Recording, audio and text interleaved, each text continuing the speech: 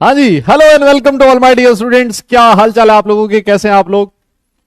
तो यार दादा, उम्मीद करता हूँ सब बहुत बढ़िया होंगे। एक बार फिर से मैं आप सब लोगों का वेलकम करता हूँ अर्जुना जेई 2024 बैच में। उम्मीद करता हूँ सब लोग बहुत बढ़िया होंगे और लास्ट क्लास में जो मैंने पढ़ाया अच्छे से रिवाइज करके आए होंगे। अगर मेरा ऑडियो और वीडियो क्लियर है तो एक बार फटाफट से थम्स अप कर देना।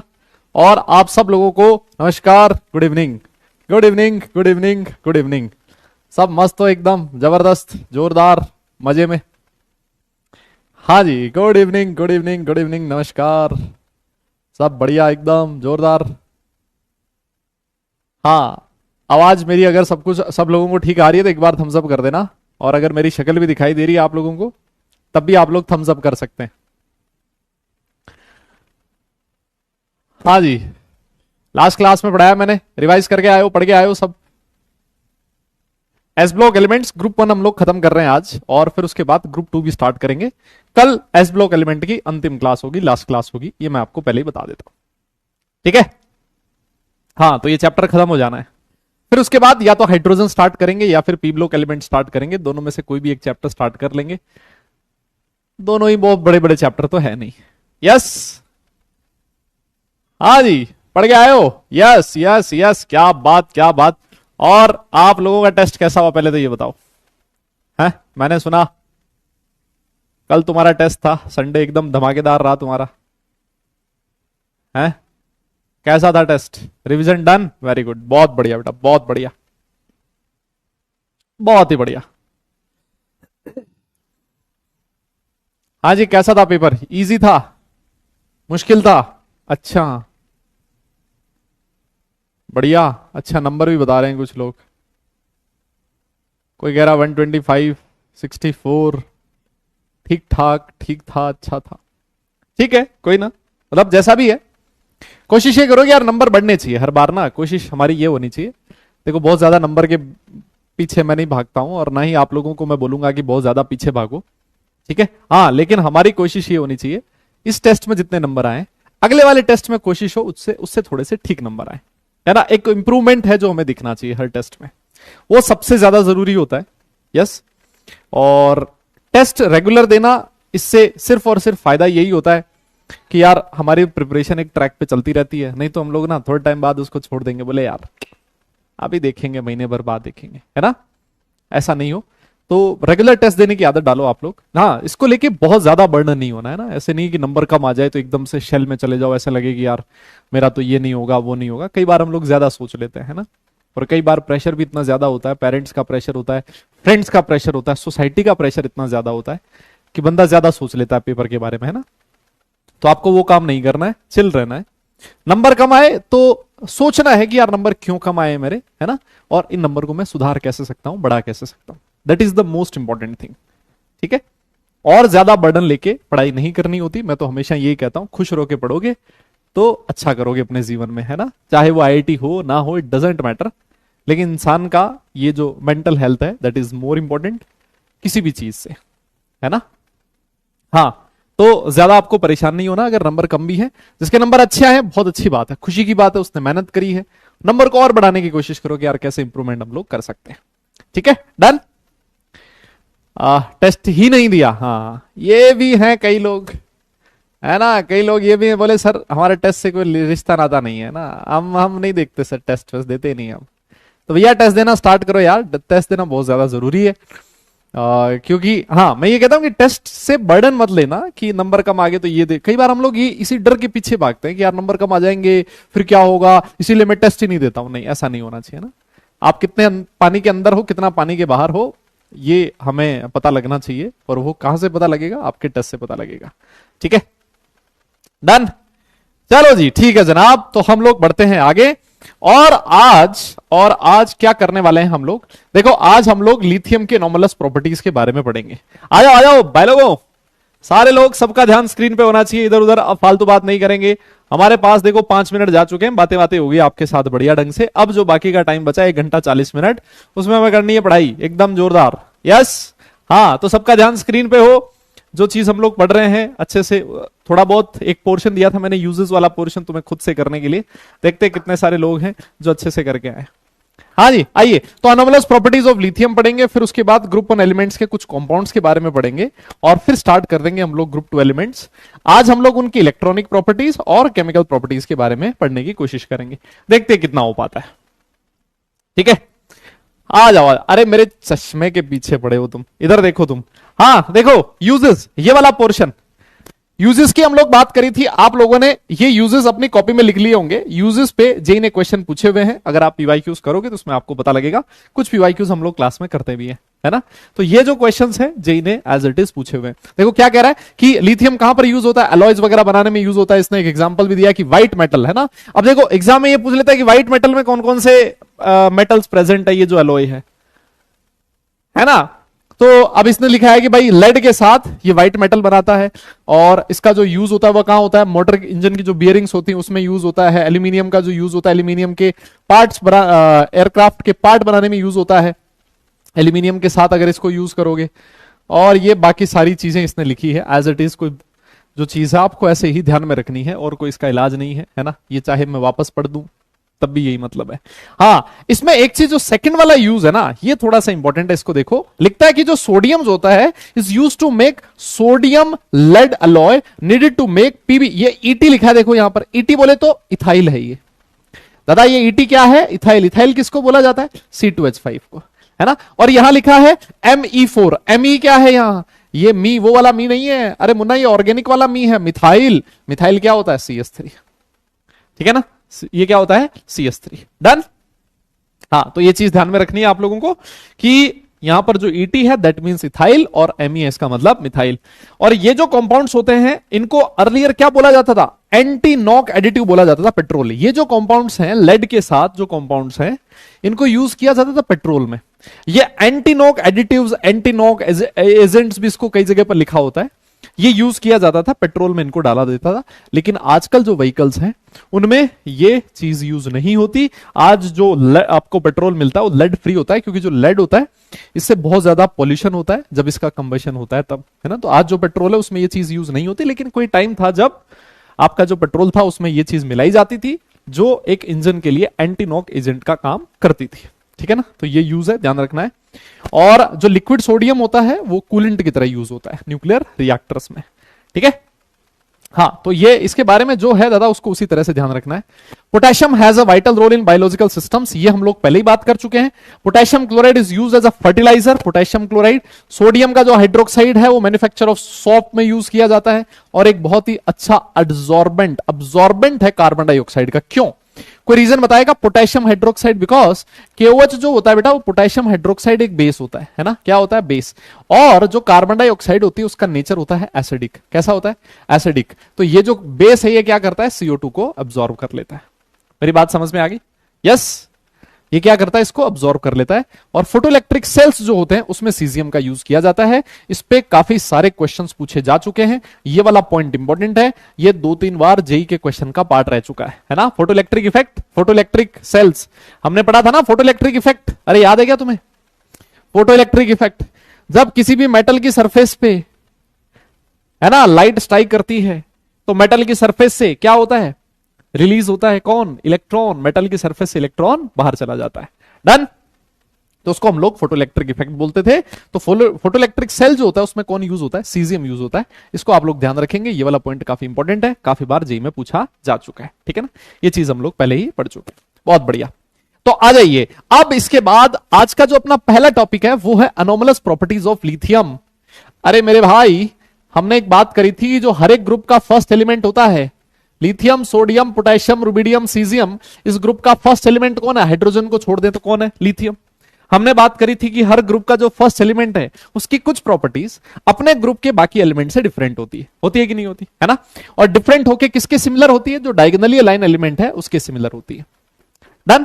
अब बात ये आती है कि भाई ये जो फर्स्ट एलिमेंट है इसकी प्रॉपर्टीज डिफरेंट होती क्यों है। ये चीज कम से कम 5 बार आ चुकी है, 1 बार नहीं, 2 बार नहीं, 3 बार नहीं, 5 बार आ चुकी है ना। हाँ, तो क्यों होता है इसकी प्रॉपर्टीज अनोमलस, देखा। इसकी जो साइज होती है ना लिथियम की, वो अपने ग्रुप में सबसे छोटी होती है, एक्सेप्शनली स्मॉल साइज होती है इसकी, और इसी वजह से इसकी जो कुछ प्रॉपर्टीज होती है अपने ग्रुप के बाकी एलिमेंट से डिफरेंट होती है। और इसकी जो पोलराइजिंग पावर है वो बहुत ज्यादा हाई होती है, होना ही है। है ना, क्योंकि साइज छोटी है तो जो चार्ज अपॉन रेडियस रेशियो होगा वो बहुत ज्यादा होगा, उसी को हम लोग क्या बोलते थे, पोलराइजिंग पावर बोलते थे। और क्योंकि इसकी पोलराइजिंग पावर ज्यादा है, इसी वजह से इसके जो बहुत सारे कंपाउंड्स थे उसमें कोवेलेंट कैरेक्टर भी ज्यादा हुआ करता था। याद आ रहा है कुछ? कोवेलेंट कैरेक्टर भी ज्यादा हुआ करता था। डन। देखो एक छोटी सी चीज देखो, मैं आपको बता देता हूं यार, ये इनऑर्गेनिक केमिस्ट्री ऐसी चीज है ना, अगर तुम इसको रिवाइज करोगे ना और लास्ट क्लास में जो पढ़ा है नेक्स्ट क्लास में पढ़ के आओगे ना, तब तो तुम्हें लगेगा कि हाँ इनऑर्गेनिक केमिस्ट्री अच्छा है, इजी है और कहानी अच्छे से समझ में आ रही है। लेकिन अगर तुम्हें मान लो पहले की कुछ भी चीज पता नहीं है ना, तो तुम्हें इनऑर्गेनिक केमिस्ट्री इतना बोरियत भरा फील होगा, तुम्हें लगेगा यार ये मास्टर भी बेवकूफ बना रहा है, कोई फायदा नहीं है इधर पढ़ने से, है ना, मैं अपना टाइम वेस्ट कर रहा हूं, ऐसा तुम्हें फील होगा, है ना, क्योंकि सारी चीजें इतनी एक दूसरे से ज्यादा रिलेटेड है कि वो रिवीजन प्रॉपर आपको चाहिए ही होता है ना, उसके बिना काम नहीं चलता दादा, है ना, मैं आपको पहले बोल रहा हूं ये सारी चीजें। और एज अ टीचर एक ही चीज को बार बार रिपीट करना, दूसरी चीज कोशिश करता हूं मैं तो कि कितनी जहां पर आ जाए बार बार रिपीट करता हूं, लेकिन अब शुरू से मैं नहीं बता सकता कि यार पोलराइजिंग पावर क्या है, फजान रूल क्या है, सोल्यूबिलिटी क्या है ना, ये सारी चीजें वापस नहीं बताई जा सकती क्योंकि हमारे पास लिमिटेड टाइम है, हमें सिलेबस भी कवर करना है ना। तो इसीलिए मैं हमेशा बोलता रहता हूं रिवाइज करते रहो करते रहो करते रहो, उससे फायदा होगा, है ना। हाँ, और आप सब लोगों को बधाई, इंडिया ने कल पहला मैच क्या जीता, एकदम लापचिक, है ना, केएल राहुल और दूसरे अपने कोहली भाई साहब, वो तो है एकदम जबरदस्त, है ना, बैटिंग करी उन्होंने। लेकिन भाई 3 पे वो जो 2-3 विकेट गए ना, मुझे लगा आज निपट गए ये, लेकिन लास्ट में चलो अंत बता दो सब भला, है ना। लेकिन आप लोगों का तो टेस्ट रहा होगा, तुम में से कई लोगों ने मैच नहीं देखा होगा, है ना, लेकिन कुछ लोग तो ये भी बोल रहे होंगे सर टेस्ट तो छोड़ दिया था कल मैच के लिए, है ना। हाँ हाँ, वो गलत बात है, टेस्ट के लिए टेस्ट नहीं छोड़ना भाई। हाँ आ जाओ। तो देखो क्या कह रहा है, ये देखो ये लिखा ही था कि इसी वजह से जो लिथियम के कंपाउंड्स होते हैं उसमें कोवेलेंट कैरेक्टर काफी हाई होता है, और जिसमें कोवेलेंट कैरेक्टर काफी हाई होता है वो किसमें सॉल्युबल होते हैं, ऑर्गेनिक सॉल्वेंट्स में सॉल्युबल होते हैं। ऑर्गेनिक सॉल्वेंट्स हम लोगों ने बात करी थी कौन कौन से होते हैं, जैसे आपका बेंजीन हो गया, जैसे आपका एसीटोन हो गया, कार्बन डाइसल्फाइड हो गया, बेंजीन हो गया, ये सारे ऑर्गेनिक सॉल्वेंट वाली कैटेगरी में आते हैं, है ना, जिसको हम लोग ऑर्गेनिक केमिस्ट्री में पढ़ते हैं ना, जिसमें कार्बन आता हो जनरली, वो वाले ऑर्गेनिक सॉल्वेंट्स वाली कैटेगरी में आते हैं। डन। तो ये कोवेलेंट कैरेक्टर जिसमें ज्यादा होता है वो ऑर्गेनिक सॉल्वेंट्स में डिसॉल्व होगा, जिसमें कोवेलेंट कैरेक्टर कम होगा, आयोनिक कैरेक्टर ज्यादा होगा, वो पानी में डिसॉल्व होता है ना। ये चीज हम लोग पहले ही बात कर चुके हैं, ठीक है। डन। तो इतना नोट कर लिया हो तो दादा डन लिख देना, आगे चलते हैं फिर उसके बाद, है ना। नोट कर लिया हो तो डन लिखना, फिर उसके बाद आगे चलेंगे। यस। कोई कह रहा है कौन सा मैच था, ये बच्चे कुछ करेंगे, मैं बता रहा हूं, जिसने ये लिखा है ना कि सर कल कौन सा मैच था, भाई ये कुछ करेगा जीवन में बहुत बड़ा। हाँ, इथेनॉल बेटा ऑर्गेनिक सॉल्वेंट वाली कैटेगरी में आप डाल सकते हो। यस यस, बिल्कुल सही। हाँ, इथेनॉल हो गया, जैसे आपका पायरिडीन भी ऑर्गेनिक सॉल्वेंट में कह सकता हूं, ईथर हो गया ऑर्गेनिक सॉल्वेंट है, बेंजीन हो गया, CCl4 हो गया, ये सारे उस कैटेगरी में आते हैं, ठीक है। डन, बहुत बढ़िया। आइए तो अब हम लोग देखते हैं कि कौन कौन सी प्रॉपर्टीज ऐसी होती है लिथियम की जो कि अपने ग्रुप के बाकी एलिमेंट से डिफरेंट होती है ना। कौन कौन सी प्रॉपर्टीज ऐसी होती है लिथियम की जो अपने ग्रुप के बाकी एलिमेंट से डिफरेंट होती है। तो देखिए सबसे पहली चीज लिखा है कि जो लिथियम होता है मच हार्डर। सबसे पहली प्रॉपर्टी हम लोगों ने बात करी थी कि जो ग्रुप 1 के एलिमेंट्स होते हैं वो सॉफ्ट मेटल्स होते हैं, लेकिन लिथियम जो होता है ना वो थोड़ा सा हार्ड होता है। क्यों? क्योंकि उसमें जो बॉन्डिंग है वो स्ट्रांग होती है, उसका मेल्टिंग पॉइंट काफी हाई होता है। बात करी थी ना, melting point down the group जाने पर डिक्रीज कर रहा था। Yes, it's melting point and boiling point are higher than the other alkali metals. ये सबसे पहली प्रॉपर्टी है जो इसको बाकी एलिमेंट से अलग बनाती है ना। ये फर्स्ट प्रॉपर्टी, इसके बारे में हम लोग पहले ही बात कर चुके हैं, है ना। ये प्रॉपर्टी तो हो चुकी है। इसका रीजन वापस वही, छोटी साइज है, बॉइलिंग पॉइंट मेल्टिंग पॉइंट काफी हाई होगा, मेटालिक बॉन्ड की स्ट्रेंथ इसमें काफी ज्यादा है। बहुत बढ़िया। और देखो लिखता है कि जो लिथियम होता है वो लीस्ट रिएक्टिव होता है। अरे मुन्ना एक बात करो, बताओ जो ग्रुप 1 एलिमेंट है वो सारे के सारे क्या होते हैं सर? मेटल्स होते हैं। और मेटल्स की रिएक्टिविटी का मतलब क्या होता है sir? Tendency to lose electrons, है ना। ये क्या करते हैं? इलेक्ट्रॉन लूज करने की टेंडेंसी लगते हैं, लॉस ऑफ इलेक्ट्रॉन। और डाउन द ग्रुप जाने पर इलेक्ट्रॉन लूज करने की टेंडेंसी बढ़ती है। तो हम लोगों ने यही लिखा था कि डाउन द ग्रुप जो रिएक्टिविटी होती है सर वो भी इंक्रीज करती है। सबसे ऊपर लिथियम आता है, इसकी रिएक्टिविटी सबसे कम होती है। यस देखो ये लिखा हुआ है, लिथियम जो होता है उसकी रिएक्टिविटी सबसे कम है, लेकिन इसका जो रिड्यूसिंग पावर होता है वो सबसे जबरदस्त होता है। लास्ट क्लास में हम लोगों ने बात करी थी कि लिथियम का रिड्यूसिंग पावर सबसे कम होना चाहिए था, बट स्टिल इसकी रिड्यूसिंग पावर सबसे ज्यादा होती है। मुझे बताइए रिड्यूसिंग पावर सबसे ज्यादा होने के लिए कौन सी चीज रिस्पॉन्सिबल थी? बताओ, देखें जल्दी बोलो, कौन सा फैक्टर ऐसा था जिसकी वजह से लिथियम जो है वो सबसे तगड़ा रिड्यूसिंग एजेंट बन गया? जल्दी बोलो, देखें कौन बताएगा ये चीज? यस यस यस यस, जल्दी बताओ, सबसे तगड़ा रिड्यूसिंग एजेंट बनाने के पीछे किसका हाथ है? यस, अरे क्या बात लड़को, यस यस, बहुत बढ़िया बेटा। बहुत सारे बच्चों ने बिल्कुल सही जवाब दिया है कि सर इसकी जो हाइड्रेशन एंथैल्पी है वो सबसे ज्यादा होती थी और इसी वजह से इसका रिडक्शन पावर सबसे जबरदस्त होता था, हाइड्रेशन एनर्जी सबसे ज्यादा होती थी। बहुत बढ़िया बेटा। एक और चीज देखो, अगर मान लो आपने इसको एयर के साथ कंबशन करवाया तो लिथियम का अकेला एलिमेंट ऐसा था जो ऑक्साइड बनाता था, लिथियम मोनोऑक्साइड बनाता था, सोडियम परऑक्साइड बनाता था और बाकी एलिमेंट सुपर ऑक्साइड बनाते थे। तो ऑक्साइड बनाने वाला सिर्फ अकेला एलिमेंट था, कौन? लिथियम। और दूसरी चीज एक और है कि जो लिथियम है वो नाइट्रोजन के साथ रिएक्ट करके क्या बनाता है? लिथियम नाइट्राइड का फॉर्मेशन करता था और बाकी कोई भी ग्रुप वन का एलिमेंट सर नाइट्राइड नहीं बनाता।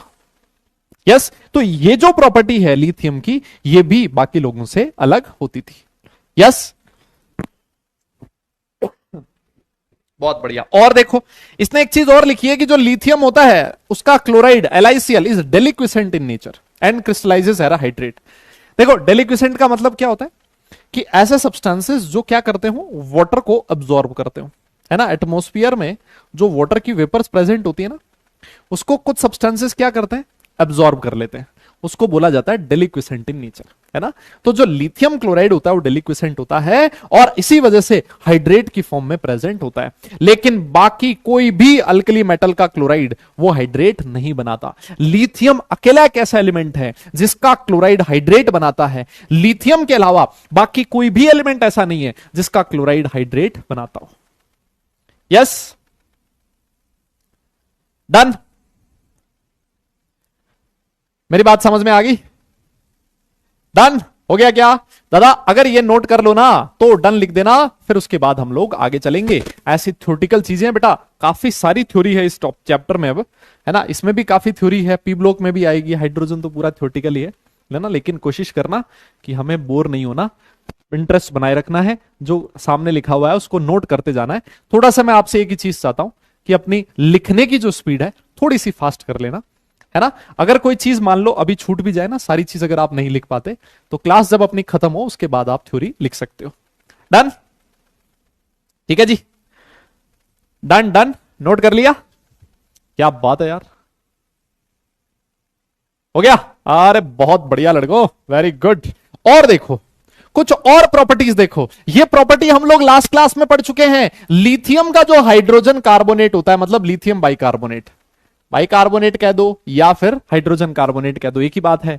लिखता है कि जो लिथियम का बाइकार्बोनेट होता है is not obtained in the solid form. हम लोगों ने बात करी थी कौन सी फॉर्म में एग्जिस्ट करता है? सर एक्वस फॉर्म में एग्जिस्ट करता है, एक्वस स्टेट में एग्जिस्ट करता है। लेकिन बाकी जो अलग एलिमेंट है उन सारे के सारे जो बाइकार्बोनेट्स होते हैं वो कौन सी स्टेट में होते हैं? सॉलिड स्टेट में एग्जिस्ट करते हैं। जैसे सोडियम का बाइकार्बोनेट, पोटेशियम, रुबिडियम, सीजियम, सबके बाइकार्बोनेट सॉलिड स्टेट में होते हैं। लिथियम एक अकेला ऐसा एलिमेंट है जिसका बाइकार्बोनेट एक्वस फॉर्म में एग्जिस्ट करता है। ये वाला पॉइंट काफी इंपॉर्टेंट है, इस पे काफी सारे क्वेश्चंस पूछे गए हैं, ठीक है। और देखो इस वाले पॉइंट को तो मैं कहता हूं तुम गांठ मान लेना, याद कर लेना और कसम खा लेना, भूलोगे नहीं, है ना। और कसम दादा तुम्हें पता ही है किसकी नहीं खानी है ना। हाँ देखो लिखता है कि जो लिथियम का नाइट्रेट होता है ना LiNO3, क्या होता है? लिथियम का नाइट्रेट क्या होता है दादा? फॉर्मूला होता है लिथियम नाइट्रेट। अगर आपने इसको हीट किया, तो ये कैसे टूटता है? ये बनाता है लिथियम का ऑक्साइड, साथ में निकलती है NO2 और ऑक्सीजन गैस। देखना इस पे काफी सारे क्वेश्चंस पूछे गए। लेकिन वहीं पर अगर मान लो मैं किसी दूसरे नाइट्रेट को हीट कर दूं, जैसे मान लो सोडियम का नाइट्रेट है वो मैंने हीट कर दिया, तो भैया ये ऑक्साइड नहीं बनाता, ये क्या बनाता है, ये नाइट्राइट बनाता है। सोडियम नाइट्राइट बनाएगा और साथ में ऑक्सीजन गैस रिलीज होगी। This is the basic difference between lithium nitrite and other nitrites of group 1, nitrates of group 1 elements. ये चीज समझ में आई? याद हो जाएगा क्या? वापस बोलो मेरे साथ, देखो वापस बोलो मेरे साथ। लिथियम के नाइट्रेट को हीट करने से क्या मिलेगा? सबसे पहली चीज लिथियम का ऑक्साइड मिलेगा, NO2 मिलेगी और ऑक्सीजन मिलेगा। लेकिन अगर मैं बाकी किसी भी नाइट्रेट को हीट कर दूं तो क्या मिलेगा? उसका नाइट्राइट मिलेगा और साथ में ऑक्सीजन मिलेगी, NO2 नहीं मिलेगी उस केस में। मेरी बात समझ में आई क्या? यस यस यस, मेरी बात समझ में आ रही है? दादा बोलना पड़ेगा, हाँ यस यस, बोलना पड़ेगा बोलना पड़ेगा। ये वाला पॉइंट काफी इंपॉर्टेंट है। इस पे देखो चांद तारे सितारे जो बनाने तुम बना लेना अपने हिसाब से। बहुत सारे लोग है ना, बहुत सारे लोग हैं वो लिख भी देते हैं कुछ, है ना, XYZ ABC नाम भी लिख देते हैं, है ना, जिसको जिस लेटर से प्यार होता है वो लिख देता है ना, जिसको ज्यादा पसंद होता है ना। हाँ, तो यहां पर क्या ध्यान में रखना है, वापस से सुन लो। लिथियम के नाइट्रेट को हीट करने से लिथियम का ऑक्साइड बनता है, NO2 प्लस O2 बनेगा। NaNO3 को हीट करने से, या बाकी किसी को भी, जैसे मान लो मैं KNO3 को हीट कर दूं ना, तो उसका नाइट्राइट बन जाएगा, KNO2 प्लस O2 बनेगा। यस। अब एक बच्चे का मैं डाउट देख रहा हूं, उसने लिखा है सर नाइट्रेट तो बनते भी नहीं है ना सर, बाकी एलिमेंट तो नाइट्रेट बनाते ही नहीं है। अरे मुन्ना, नाइट्रेट तो बनाते हैं, नाइट्राइड नहीं बनाते। अरे भाई दोनों में डिफरेंस है यार, तुम इसमें भी वो डाउट है क्या तुम्हें? देखो नाइट्रेट जो होता है ना, उसका फॉर्मूला क्या होता है? नाइट्रेट होता है NO3 माइनस, देखो ये लिखा है ना, Li plus NO3 minus, this is nitrate. एक होता है नाइट्राइट, मुन्ना नाइट्राइट क्या होता है? NO2 minus. और एक होता है नाइट्राइड, दादा नाइट्राइड ये होता है N3 माइनस। तो लिथियम के अलावा जो बाकी एलिमेंट है वो नाइट्राइड नहीं बनाते हैं भाई, ये तो बनाते ही हैं, है ना। हाँ यार तुम कंफ्यूज मत हो ऐसे।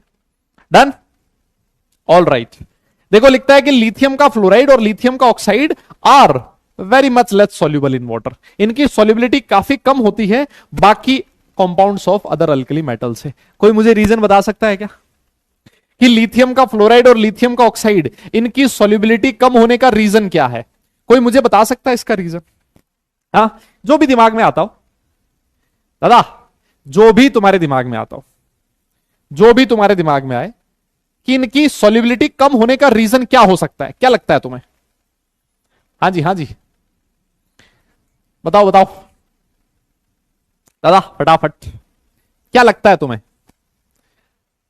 Yes yes yes yes yes, देखो किसी ने लिखा है, एक रीजन लिखा है।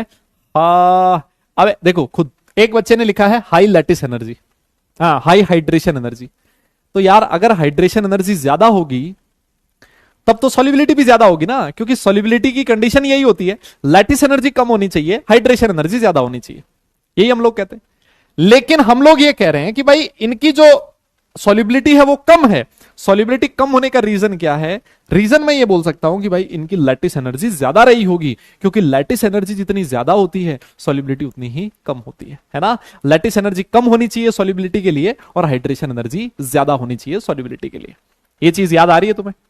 है ना है ना है ना। और दूसरी चीज, इनमें परसेंटेज कोवेलेंट कैरेक्टर बहुत ज्यादा होता है, इस वजह से इनकी वाटर में सॉल्युबिलिटी कम होती है, एक्वा सॉल्यूशंस में सॉल्युबिलिटी कम होती है। डन। तो ऐसे ना रिलेट करना सीखो, थोड़ा सा रिलेट करना सीखो। मैं कहता हूं सॉल्युबिलिटी ज्यादा है किसी की तो सीधा बोल देना सर उसकी हाइड्रेशन एनर्जी बहुत ज्यादा रही होगी। मैं कहता हूं सॉल्युबिलिटी कम है किसी की तो आप एक लॉजिक लगा सकते हो, सर इसका मतलब उसकी लैटिस एनर्जी ज्यादा रही होगी, है ना। एक रिलेट किया जा सकता है। कई बार हो सकता है आयनिक कैरेक्टर उससे भी ऑर्डर आ जाए, लेकिन कई बार हम लोग लैटिस एनर्जी से उसका रीजन दे सकते हैं। डन, बहुत बढ़िया। तो दादा अगर नोट हो गया हो तो डन लिख देना, फिर उसके बाद आगे चलेंगे। हाँ जी, यस यस, उसके बाद आगे चलेंगे। और कोवेलेंट कैरेक्टर इसमें ज्यादा है तो ये किसमें डिसॉल्व होते हैं? जनरली जो आपके ऑर्गेनिक सॉल्वेंट्स होते हैं उसमें डिसॉल्व होते हैं, है ना है ना। हाँ जी, नोट करो बेटा, और अगर नोट हो जाए तो डन लिखना, फिर उसके बाद हम लोग आगे चलेंगे।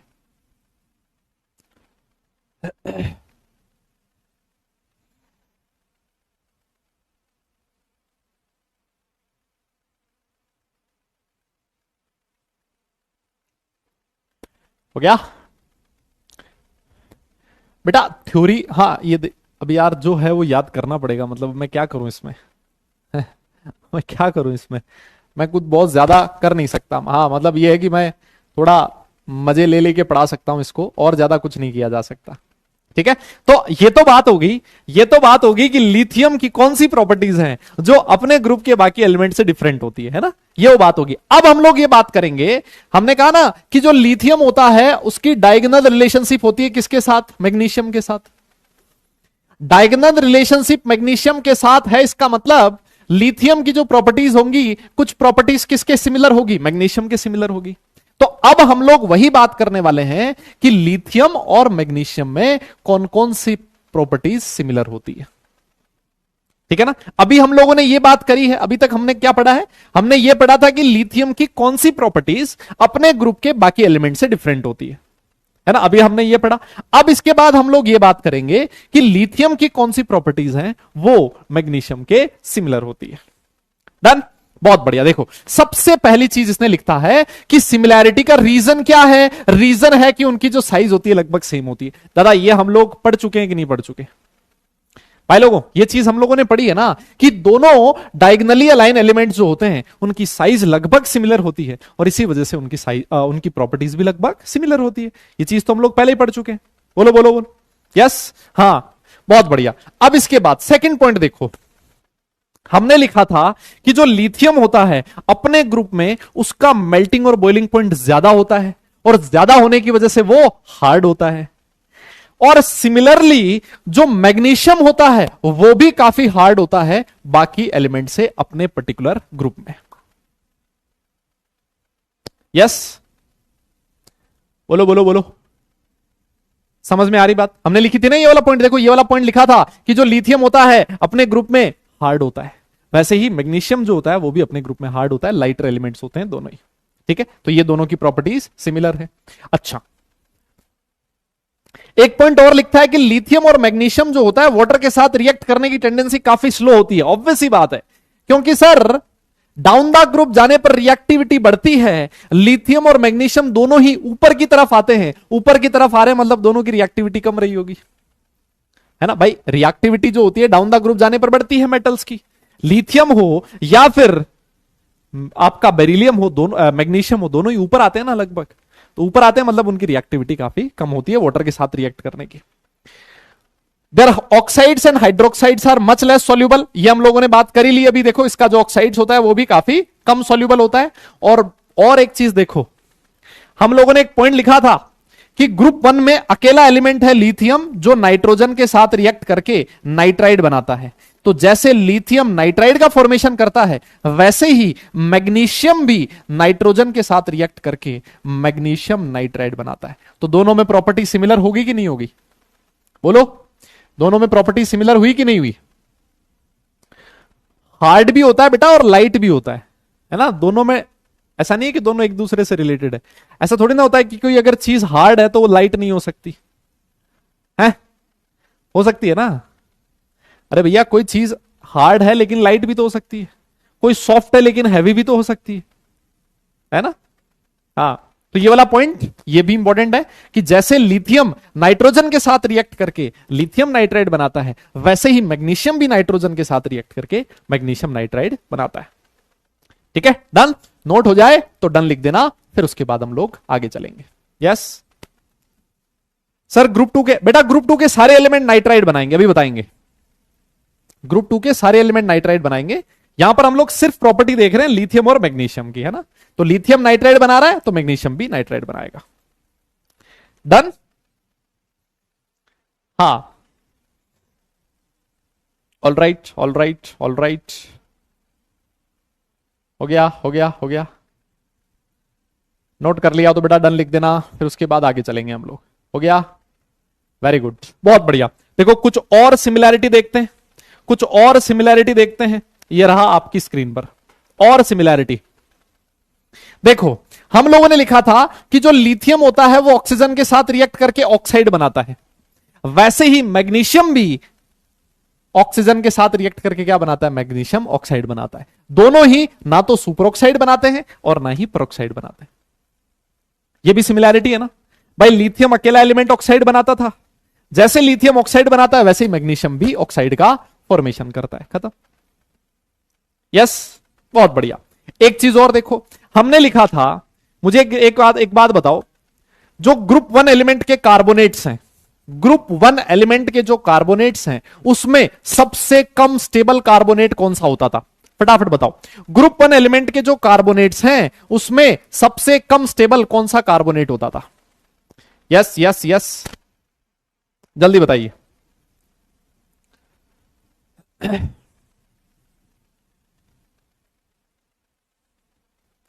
लिखता है sir please guide me, sir मैं इफेक्टिव पढ़ाई कर रहा हूं फिर भी मार्क्स नहीं आ रहे।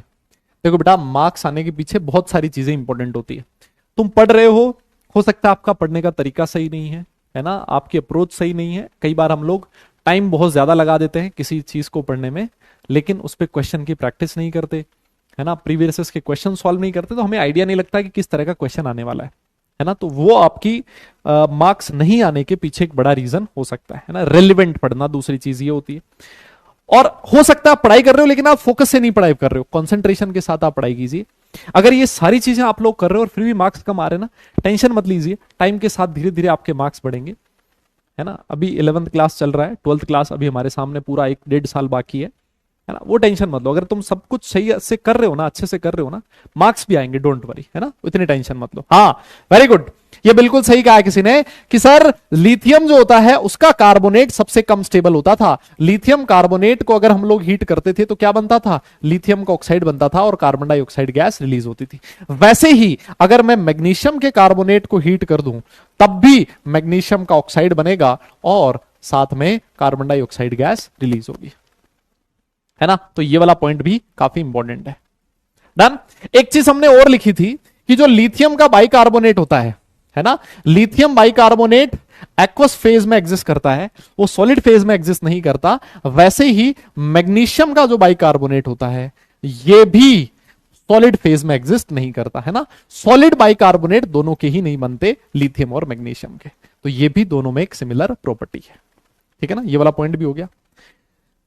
LiCl and MgCl2 are soluble in ethanol. अरे इथेनॉल क्या है मुन्ना? सर इथेनॉल है एक ऑर्गेनिक सॉल्वेंट, कह सकता हूं मैं।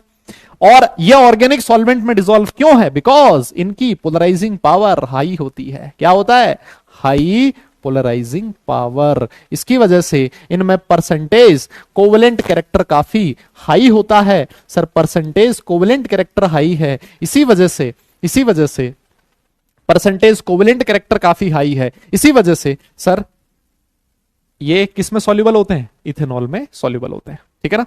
अच्छा, अभी हम लोगों ने एक पॉइंट लिखा था कि जो लिथियम क्लोराइड होता है वो डेलिक्विसेंट इन नेचर होता है, मतलब उसकी नेचर कैसी होती है? वाटर को एब्जॉर्ब करने की होती है। वैसे ही जो मैग्नीशियम का क्लोराइड है वो भी डेलिक्विसेंट होता है, मतलब उसकी नेचर भी वाटर को एब्जॉर्ब करने की होती है, और दोनों ही हाइड्रेट बनाते हैं। देखो लिथियम का जो क्लोराइड है उसका हाइड्रेट बना हुआ है, वैसे ही मैग्नीशियम का जो क्लोराइड है उसका भी हाइड्रेट आपके सामने बना हुआ है। दोनों ही हाइड्रेट का फॉर्मेशन करते हैं।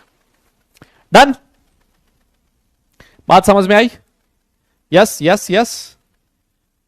तो ये इस एक तरह से मैं ऐसे कह सकता हूं कि लिथियम की जो प्रॉपर्टीज अपने ग्रुप के बाकी एलिमेंट से डिफरेंट होती है वही प्रॉपर्टीज मैग्नीशियम के सिमिलर होती है। ऐसे कह सकता हूं ना, लिथियम की वो प्रॉपर्टीज जो अपने ग्रुप के बाकी एलिमेंट से डिफरेंट होती है वही किसके सिमिलर होती है? मैग्नीशियम के सिमिलर होती है। ये भी चीज कही जा सकती है, ठीक है ना। तो चलिए आप लोग नोट कीजिए, तब तक मैं किसी का कोई कॉमन डाउट है वो देख लेता हूं, है ना। तो ये वाला कॉमन डाउट तो हो गया। सर एडवांस के टेस्ट में टॉपर ने सारे आंसर 10 सेकंड के अंदर दे दिए, सर ये कैसे पॉसिबल है? बेटा नहीं पॉसिबल है ना।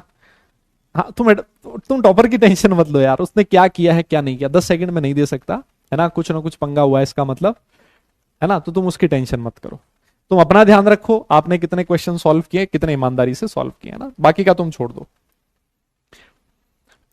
All right, next. सर लिखने के लिए थोड़ा तो टाइम दे दिया करिए, क्योंकि सर लिखने के साथ आप क्या बोल रहे हैं उस पर भी ध्यान डालना पड़ता है, प्लीज सर।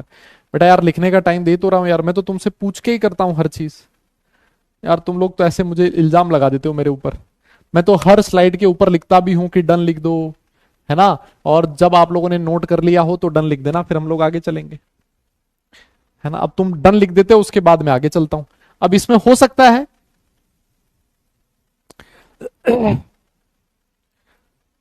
हो सकता है क्या कि कुछ बच्चे ना लिख पाए, है ना, हो सकता है कि कुछ बच्चे नोट नहीं कर पाते। तो यार ऐसे ना यार, तुम ऐसे ब्लेम मत किया करो यार, है, लिखने का टाइम देता तो हूं यार, ऐसे क्या कर रहे हो तुम लोग। चलो और थोड़ा दे देंगे। Should I read the NCERT material right after your lecture or wait until you have finish the chapter in class, your advice is greatly appreciated. तो रुद्रा दादा, मैं तो आपको यही बोलूंगा कि आपने अगर मेरा लेक्चर अच्छे से कर लिया ना, तो उसके बाद आपको एनसीईआरटी पढ़ने की जरूरत जनरली नहीं होती। लेकिन फिर भी मैं आप लोगों से एक बात कहूंगा कि आप अपने सेटिस्फेक्शन के लिए लेक्चर अटेंड करने के बाद एक बार अपनी एनसीईआरटी, या फिर पूरा चैप्टर होने के बाद, है ना, आप पूरा चैप्टर होने के बाद एनसीईआरटी जाके देख लो। I can guarantee you NCERT का कोई भी ऐसा पॉइंट नहीं होगा जो आपकी कॉपी में ना लिखा हुआ, है ना, लेकिन वो आपके सेटिस्फेक्शन के लिए, ठीक है। सर प्लीज पूरा पढ़ाइएगा, मेरा कोई बैकलॉग नहीं है, ना ही मैं कोई लेक्चर छोड़ रहा हूँ, टेस्ट में मार्क्स इंक्रीज नहीं हो रहे और मैंने डमी स्कूल भी लिया है, स्कूल एग्जाम अच्छे मार्क नहीं आ रहे, डिमोटिवेशन फील हो रहा है और अपनी प्रिपरेशन को लीव करने का मन कर रहा है और माइंड में नेगेटिव थॉट्स आ रही हैं, प्लीज सर। यार देखो, देखो यार, मैं सीधी सी एक बात बोल देता हूं कि नेगेटिव थॉट्स आना मतलब ये कोई अबनॉर्मल चीज नहीं है, मुझे नहीं लगता। क्यों? क्योंकि ये हर बच्चे के साथ होता है। देखो सीधी सी बात ये है ना, हर बच्चे के साथ ऐसा होता है, क्योंकि ये प्रिपरेशन की जो जर्नी है वो बहुत लंबी जर्नी है। यस, बहुत लंबा टाइम है, 2 साल का टाइम है। इसमें कई बार अच्छा लगता है हमें, कुछ टॉपिक्स अच्छे आते हैं अपनी मर्जी के, है ना, जो आसान टॉपिक्स होते हैं तो हमारा वहां पर कॉन्फिडेंस बढ़ जाता है। कई बार ऐसे टॉपिक्स आते हैं जो मुश्किल होते हैं, उनसे हमें लगता है कि यार हमारा सिलेक्शन नहीं होगा, ठीक है ना। तो देखो यार, मतलब इंसान का कैरेक्टर तभी तो पता लगता है ना कि मुश्किल सिचुएशन में कौन कितना अपने आप को संभाल पाता है, वहीं से इंसान का असली कैरेक्टर पता लगता है ना। सबसे आसान चीज क्या होती है कि किसी चीज को लीव कर देना, छोड़ देना, है ना, छोड़ देना, वो सबसे आसान है। लेकिन एक चीज सोचो कि लाइफ में मुश्किल तो आती रहेगी ना। इस समय आपके लिए मुश्किल क्या है कि आपके नंबर नहीं आ रहे टेस्ट में, या आपकी अलग सिचुएशन। जब आप कॉलेज में जाओगे तो आपके लिए कुछ अलग प्रॉब्लम होगी। जब आप कॉलेज से पास आउट हो जाओगे, जब आप जॉब करने लगोगे तो आपकी प्रॉब्लम कुछ और होगी। अब मेरी प्रॉब्लम ये नहीं है कि मेरे टेस्ट में नंबर नहीं आ रहे क्योंकि मुझे कोई टेस्ट नहीं दे रहा, लेकिन मेरी लाइफ में कुछ और प्रॉब्लम्स है। हमेशा एक चीज ध्यान रखो, आप सिचुएशन से कभी भाग नहीं सकते, आपको उन सिचुएशंस को एक्सेप्ट करना पड़ेगा, ठीक है, और मेहनत करते रहना पड़ेगा। छोड़ के भागोगे तो ये आदत बन जाएगी, छोड़ के भागना, हर सिचुएशन से भागने की कोशिश करोगे। और हमेशा ध्यान देना, भागना किसी चीज का सॉल्यूशन नहीं होता, है ना। जब आप फेस करोगे किसी चीज को सामने से, अपना 100% दोगे, फिर उसके बाद जो होता है वो देखा जाएगा यार, फिर जो भी होगा रिजल्ट इट डजंट मैटर, है ना। लेकिन अभी ना ये सारी चीजें मुझे नहीं लगता आप लोगों को ज्यादा सोचना चाहिए इसके बारे में, अभी हमारे पास बहुत टाइम है। आइए एक क्वेश्चन करते हैं, और क्वेश्चन आप लोगों की स्क्रीन पर है। ये 2023 जेई मेंस का लेटेस्ट क्वेश्चन है। कहता है which of the following reaction is correct, इसमें से कौन सी रिएक्शन ऐसी है जो करेक्ट है। डन, आपके सामने है पोल, मैं फटाफट दे दूंगा इसका आप लोगों से बिना पूछे, है ना, बिना पूछे मैं पोल देने जा रहा हूं क्योंकि बहुत ही आसान सा क्वेश्चन है। पोल आप लोगों की स्क्रीन पर है, फटाफट से बता दो हाँ इस क्वेश्चन का सॉल्यूशन।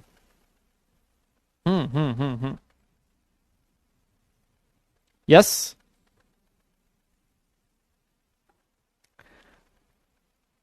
कह रहा सर आपकी प्रॉब्लम क्या है। अरे मेरी प्रॉब्लम जान के तुम क्या करोगे बताओ, है।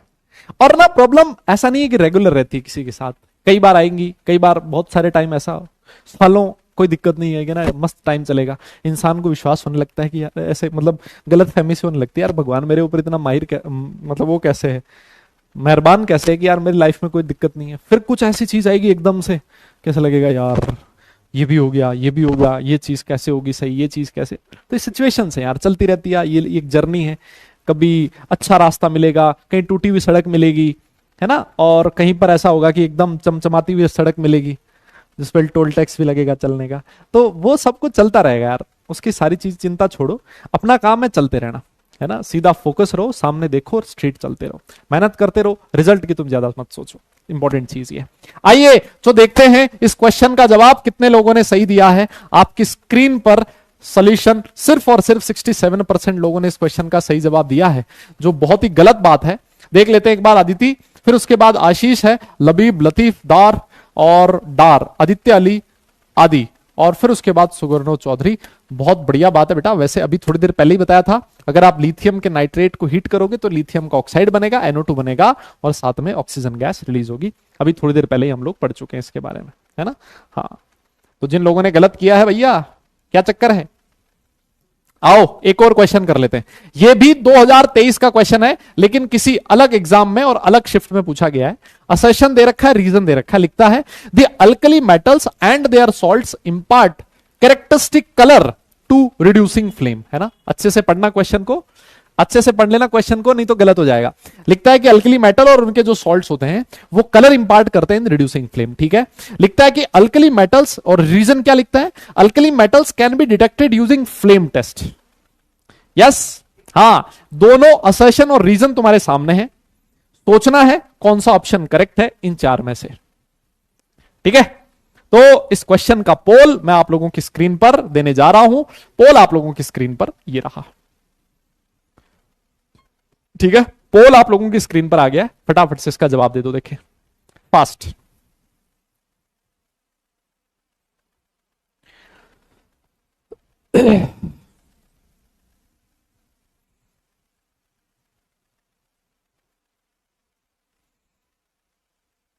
देखिए जनाब, आपकी स्क्रीन पर है,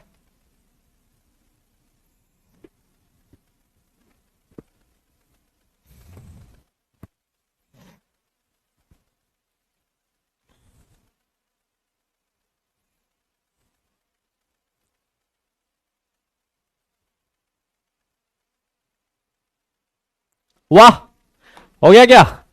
अरे चलो देखें, पोल हो लिया खत्म, देखते हैं रिजल्ट, देख लेते हैं पोल का। ओ भाई, मुझे पता ही था ऐसा ही होने वाला है। मुझे पता था ऐसा ही होने वाला है भाई। 43% लोगों ने जवाब दिया है ऑप्शन नंबर ए, और सिर्फ 22% लोगों ने सही जवाब दिया option number B. Aarav, Aditi, Divya Swaroop, Ayush और आदित्य पांडे। अरे मुन्ना, एक बात बताओ, एक बात बताओ, फ्लेम टेस्ट जो था वो रिड्यूसिंग फ्लेम में होता था या फिर ऑक्सीडाइजिंग फ्लेम में होता था। हाँ बोलो, निपट गए ना। देखो, यही तो फर्क होता है। बाकी सब कुछ बढ़िया लिखा इसने, लेकिन आप लोगों का जो ध्यान है वो यहां पर नहीं गया, है ना। वो रिड्यूसिंग फ्लेम नहीं होता भाई, वो कौन सी फ्लेम होती है, ऑक्सीडाइजिंग फ्लेम होती, बताया तो था। ऊपर वाला पार्ट जहां पर एयर ज्यादा है, फ्यूल कम था, तगड़ा कंबशन होता था, है ना, तो ऑक्सीडाइजिंग फ्लेम होती थी। वहीं पर तुम लोग गलत कर गए, रिड्यूसिंग फ्लेम में नहीं होता, ऑक्सीडाइजिंग फ्लेम में होता। बाकी ये रीजन तो बिल्कुल सही है कि फ्लेम टेस्ट से आप लोग देख सकते हो कि कौन सा, कलर से हम लोग पहचान सकते हैं कौन सा अल्कली मेटल था, है ना। तो गलत कर दिया हो मुन्ना, है ना, गलत कर दिए हो तुम। यस, हाँ, सावधानी हटी और दुर्घटना घटी। बहुत आसान सा क्वेश्चन था, लेकिन देखो कहां से क्वेश्चन, कहां से पकड़ा उसने, ऑक्सीडाइजिंग और रिड्यूसिंग। जनरली हमारा ध्यान वहां नहीं जाता, है ना। हाँ, ये धोखा हो गया तुम्हारे साथ, बहुत बढ़िया। चलिए फिर इसी के साथ हम लोग ग्रुप 1 एलिमेंट का सबसे लास्ट टॉपिक देखने जा रहे हैं। ग्रुप 1 एलिमेंट का सबसे last topic, some important compounds of sodium. Sodium के कुछ इंपॉर्टेंट कंपाउंड्स हैं जिनके बारे में हमें स्टडी करनी है। कौन कौन से कंपाउंड्स हैं? बेसिकली हम लोग इसमें जो मेजरली देखेंगे, सोडियम का क्लोराइड आएगा NaCl, है ना, सोडियम का कार्बोनेट आएगा, फिर उसके बाद सोडियम का बाइकार्बोनेट आएगा, है ना। ऐसे हम लोग 3-4 सोडियम के कंपाउंड्स हैं। सोडियम का हाइड्रोक्साइड आएगा, NaOH कास्टिक सोडा। तो ये वो कंपाउंड्स हैं जिनके बारे में हम लोग इस वाली क्लास में देखने वाले हैं, ठीक है ना। डन। अभी और आएंगे क्वेश्चन, अरे अभी आएंगे, चिंता मत करो, हाँ अभी आएंगे क्वेश्चन। तो सबसे पहले हम लोग बात करने वाले हैं सोडियम कार्बोनेट की। यस, सोडियम कार्बोनेट का फॉर्मूला तो वैसे Na2CO3 होता है, लेकिन अगर Na2CO3.NH2 लिख दूं तो उसको बोला जाता है वॉशिंग सोडा। क्या बोला जाता है? Washing soda. यस, हां। तो सबसे पहले देखो, इसके फॉर्मूले पे क्वेश्चन पूछा हुआ है जेई ने, इस फॉर्मूले पे क्वेश्चन पूछा हुआ है जेई ने कि जो वॉशिंग सोडा होता है उसमें वाटर के कितने मॉलिक्यूल्स प्रेजेंट होते हैं। तो Na2CO3.NH2 रट लो इसको, washing soda is Na2CO3.NH2, sodium carbonate is Na2CO3। तो हम लोग किसके बारे में बात करने वाले? वॉशिंग सोडा के बारे में, जिसका फॉर्मूला Na2CO3.NH2 होता है। डन। हाँ, ये क्लास 10th में आप लोगों ने पढ़ा होगा। यस यस, बिल्कुल सही कह रहे हो, ये आपने कक्षा 10 में पढ़ा होगा। देखो, सोडियम कार्बोनेट किससे बनता है? एक प्रोसेस होता है जिसको नाम दिया जाता है सॉल्वे प्रोसेस। अब क्योंकि ये एक नेम प्रोसेस है, नेम प्रोसेस है, तो कक्षा 10 में भी ये काफी इंपॉर्टेंट हुआ करता था और कक्षा 11 में भी काफी इंपॉर्टेंट है। ठीक है, तो सॉल्वे प्रोसेस से सोडियम कार्बोनेट को बनाया जाता है। एक ये वाला पॉइंट यहां पर लिखा है, ये वाला पॉइंट अभी आपको नहीं समझ में आएगा, अभी थोड़ी देर में समझ में आएगा जब मैं अगली स्लाइड आपको समझाऊंगा तब, है ना।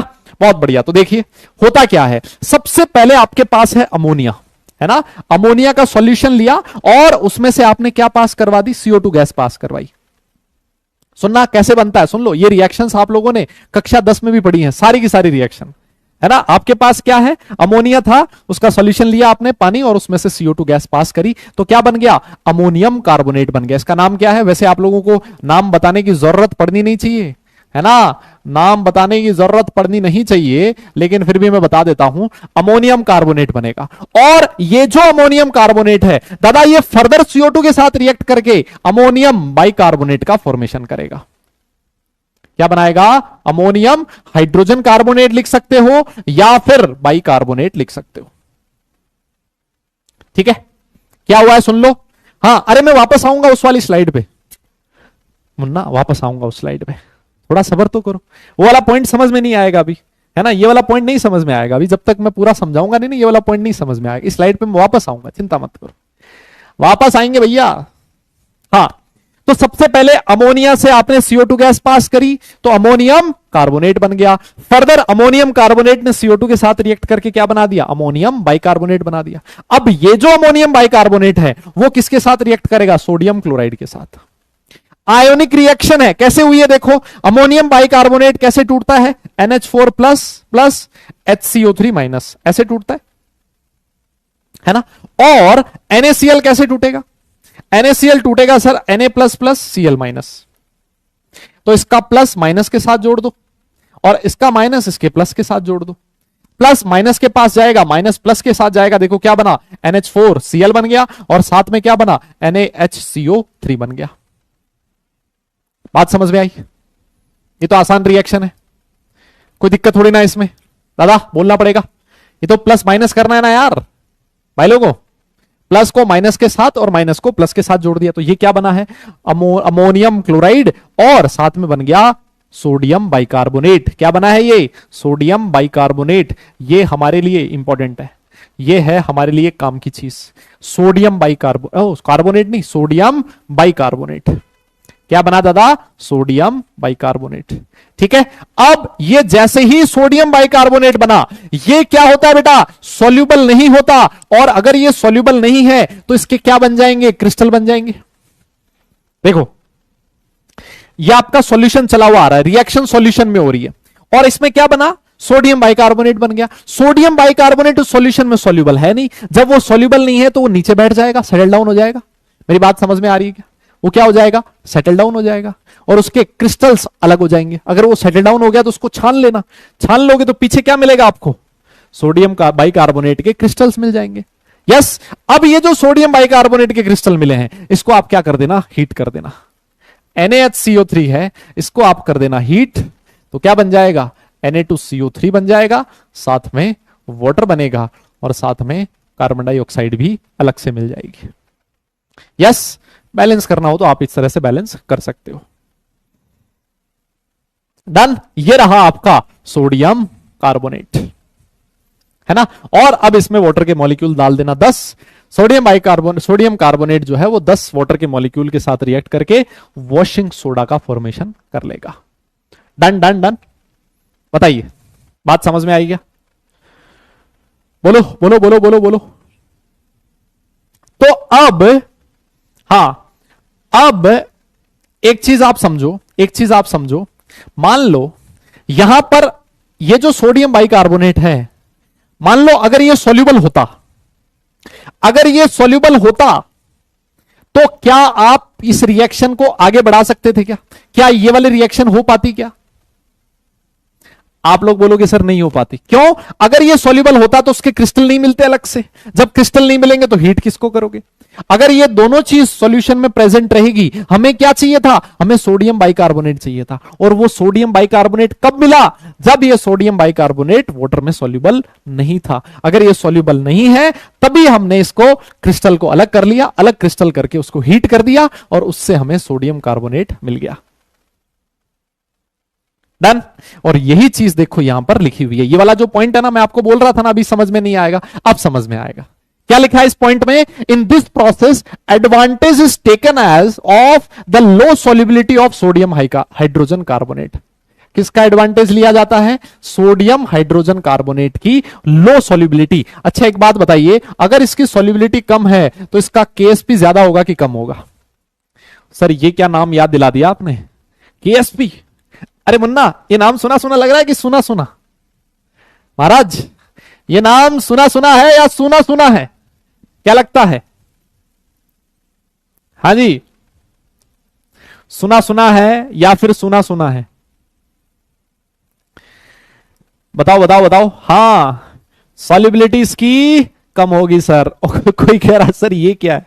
अबे फिजिकल केमिस्ट्री पढ़ के आया ना भाई। हाँ दादा, इसका केएसपी कम होता है ना, केएसपी काफी कम है, इसी वजह से इसकी सॉल्युबिलिटी भी कम होती है ना।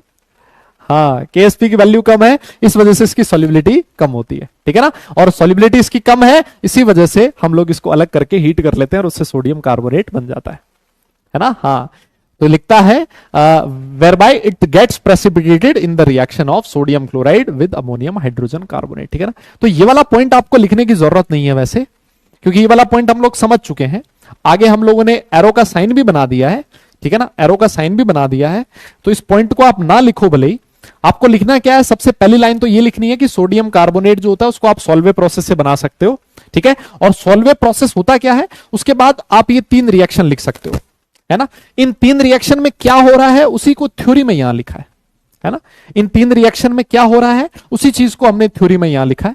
तो आप अगर ये चीज ना भी लिखो, आप डायरेक्ट ये 3 रिएक्शन लिख लो, उसी से आपको सारी कहानी समझ में आ जाएगी, ठीक है। डन। हाँ, तो बताइए जरा, ये वाली स्लाइड नोट कर ली? अगर नोट हो गया तो डन लिख देना, आगे चलेंगे। फिर ये वाली स्लाइड नोट कर ली क्या? अगर नोट हो गया तो डन लिख देना, फिर आगे चलेंगे। अबे एनएसपी नहीं, केएसपी, हद है मतलब।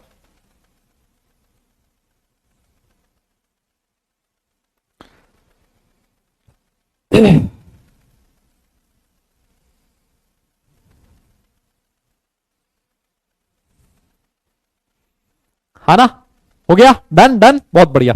अब इसके बाद ये वाली स्लाइड अगर ये नोट कर ली हो तो डन लिख देना, फिर आगे चलेंगे।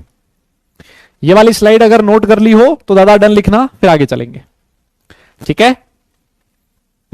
इस वाली स्लाइड का भी लिख दो।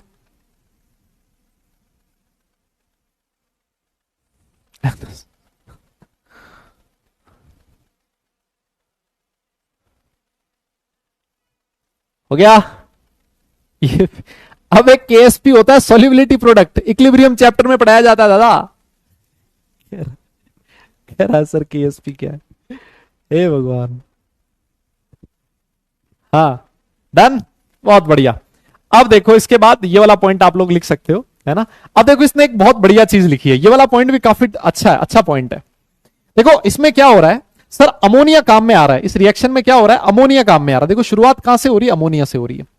अगर आपको अमोनिया वापस चाहिए, आप चाहते हो कि बार बार अमोनिया डालने की जरूरत ना पड़े, तो आप क्या कर सकते हो, ये जो NH4Cl सॉल्यूशन बच गया, देखो NaHCO3 के तो क्रिस्टल बन गए, पीछे हमारे पास क्या बचा है, NH4Cl बना है।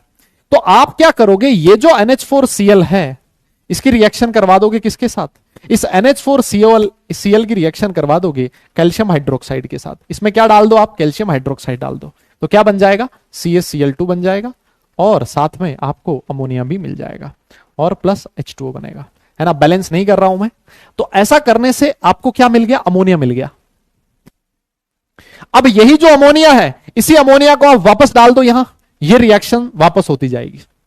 तो मतलब सोडियम बाइकार्बोनेट बनाने के लिए आपको बार बार ऊपर से अमोनिया डालने की जरूरत नहीं है, है ना, ऊपर से बार बार अमोनिया डालने की जरूरत नहीं है। आप लोग डायरेक्ट क्या कर सकते हो, NH4Cl जो सॉल्यूशन पीछे बचा है उसकी रिएक्शन कैल्शियम हाइड्रोक्साइड के साथ करवा दो, तो वापस आपको अमोनिया मिल जाएगा। इस अमोनिया से वापस सोडियम कार्बोनेट बना लो, फिर वापस अमोनिया जनरेट कर लो, फिर अमोनिया को वापस, मतलब यही अमोनिया इस रिएक्शन में बनता जाएगा और काम में आता जाएगा। हमारा तो काम, ये तो अच्छी बात है ना यार, ये तो अच्छी बात है ना कि पैसा कम, है ना, पैसा हो गया, पैसा कम लगेगा, है ना, प्रोसेस उतना ही ज्यादा फेवरेबल होगा, है ना, वेस्टेज नहीं जाएगा कुछ भी, बिल्कुल सही बात कर रहे हो, है ना। तो ये वाला पॉइंट भी इंपॉर्टेंट है। ऐसा पूछा जाता है कि अमोनिया को आप रिकवर कैसे कर सकते हो, तो रिकवर करने के लिए हमें अमोनियम क्लोराइड की रिएक्शन कैल्शियम हाइड्रोक्साइड के साथ करवानी है। ये वाली स्लाइड अगर नोट हो गई है तो डन लिख देना, आगे चलेंगे।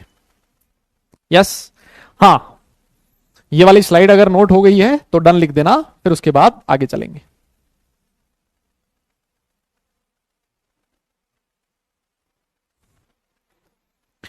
बताओ। ठीक है, ठीक है।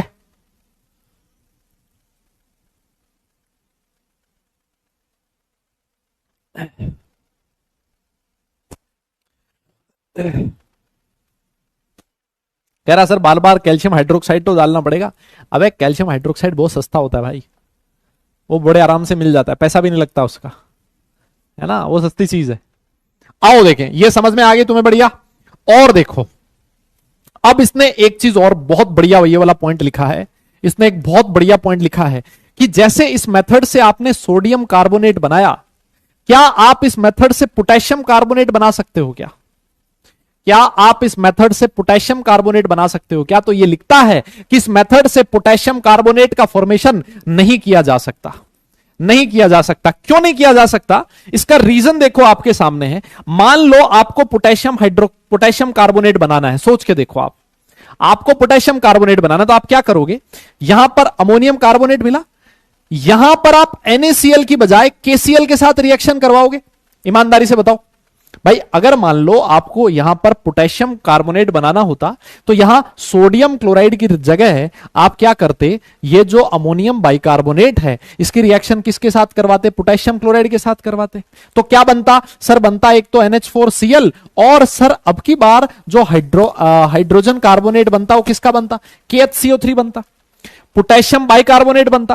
और ये जो पोटेशियम बाइकार्बोनेट होता है मुन्ना, इसका प्रेसिपिटेट नहीं बनता, ये क्या हो जाता है सर, ये सॉल्युबल होता है। ये क्या होता है, सॉल्यूशन में सॉल्युबल हो जाएगा, तो इसका प्रेसिपिटेशन नहीं होगा। अगर इसके क्रिस्टल नहीं बनेंगे, अगर हमें इसके क्रिस्टल ही नहीं मिले, तो हम लोग फिर फर्दर उसको हीट नहीं कर पाएंगे, है ना। इसकी सॉल्युबिलिटी काफी ज्यादा होती है, इसके KSP की वैल्यू काफी हाई होती है, इसी वजह से ये सॉल्युबल है। यहां पर पोटेशियम बाइकार्बोनेट के क्रिस्टल्स नहीं मिलेंगे, और बाइकार्बोनेट के क्रिस्टल नहीं मिलेंगे तो फिर रिएक्शन फर्दर आगे नहीं बढ़ पाएगी और हम लोग पोटेशियम कार्बोनेट का फॉर्मेशन नहीं कर पाएंगे, है ना। ये वाला पॉइंट काफी इंपॉर्टेंट है, इस बात को आप लोग ध्यान रखिए, ठीक है। तो अगर आप लोगों ने ये वाला स्लाइड नोट कर लिया है तो इसको भी डन लिख देना, फिर उसके बाद हम लोग आगे चलेंगे, इसकी कुछ और प्रॉपर्टीज के बारे में देखने वाले हैं।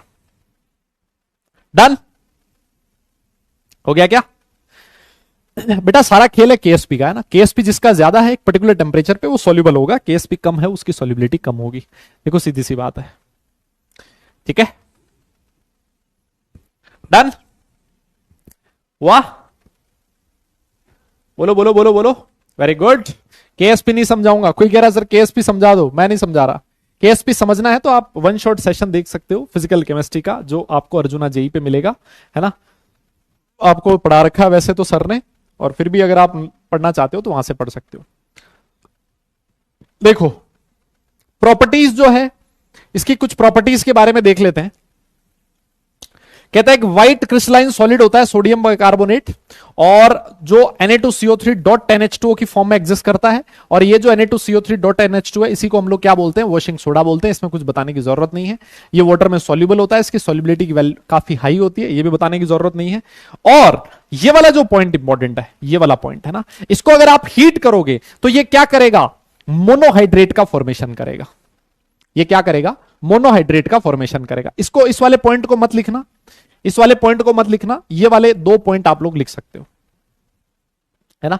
इस वाले पॉइंट को मत लिखना, इसको मत लिखना, ये अभी नेक्स्ट स्लाइड में आ जाएगा। आप ये वाले दो पॉइंट लिख देना, ये 2 पॉइंट लिख के डन लिख देना, आगे चलेंगे फिर। यस, हाँ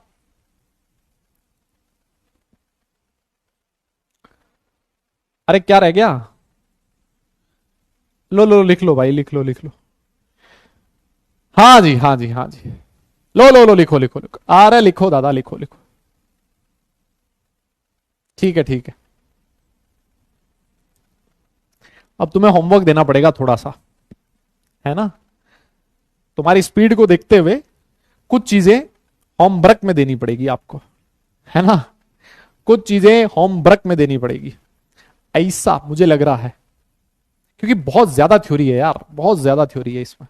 प्रिपरेशन, प्रॉपर्टीज, थ्योरी थ्योरी है साला, पूरा थ्योरी है ना?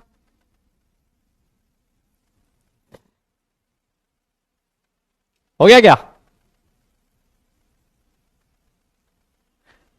अब तो लिख लिया होगा यार, 2.5 लाइन तो लिखी हुई है, बताओ। 3 तो 3 पूरी लाइन भी नहीं लिखी हुई है मतलब। हाँ अब तो हो गया भाई, अब तो हो गया यार, अब तो हो गया, बिल्कुल हो गया। अब मैं नहीं मान रहा हूं, ये वाला लिखो अब, चलो ये 2 लाइन और लिख लो। प्रॉपर्टीज, ये तो हमने क्या पढ़ी है, इसकी प्रिपरेशन, है ना? इसकी प्रिपरेशन कैसे की जाती है, अब हम लोग पढ़ेंगे इसकी प्रॉपर्टीज क्या क्या है ना? आ जाओ, प्रॉपर्टीज लिख लो फटाफट।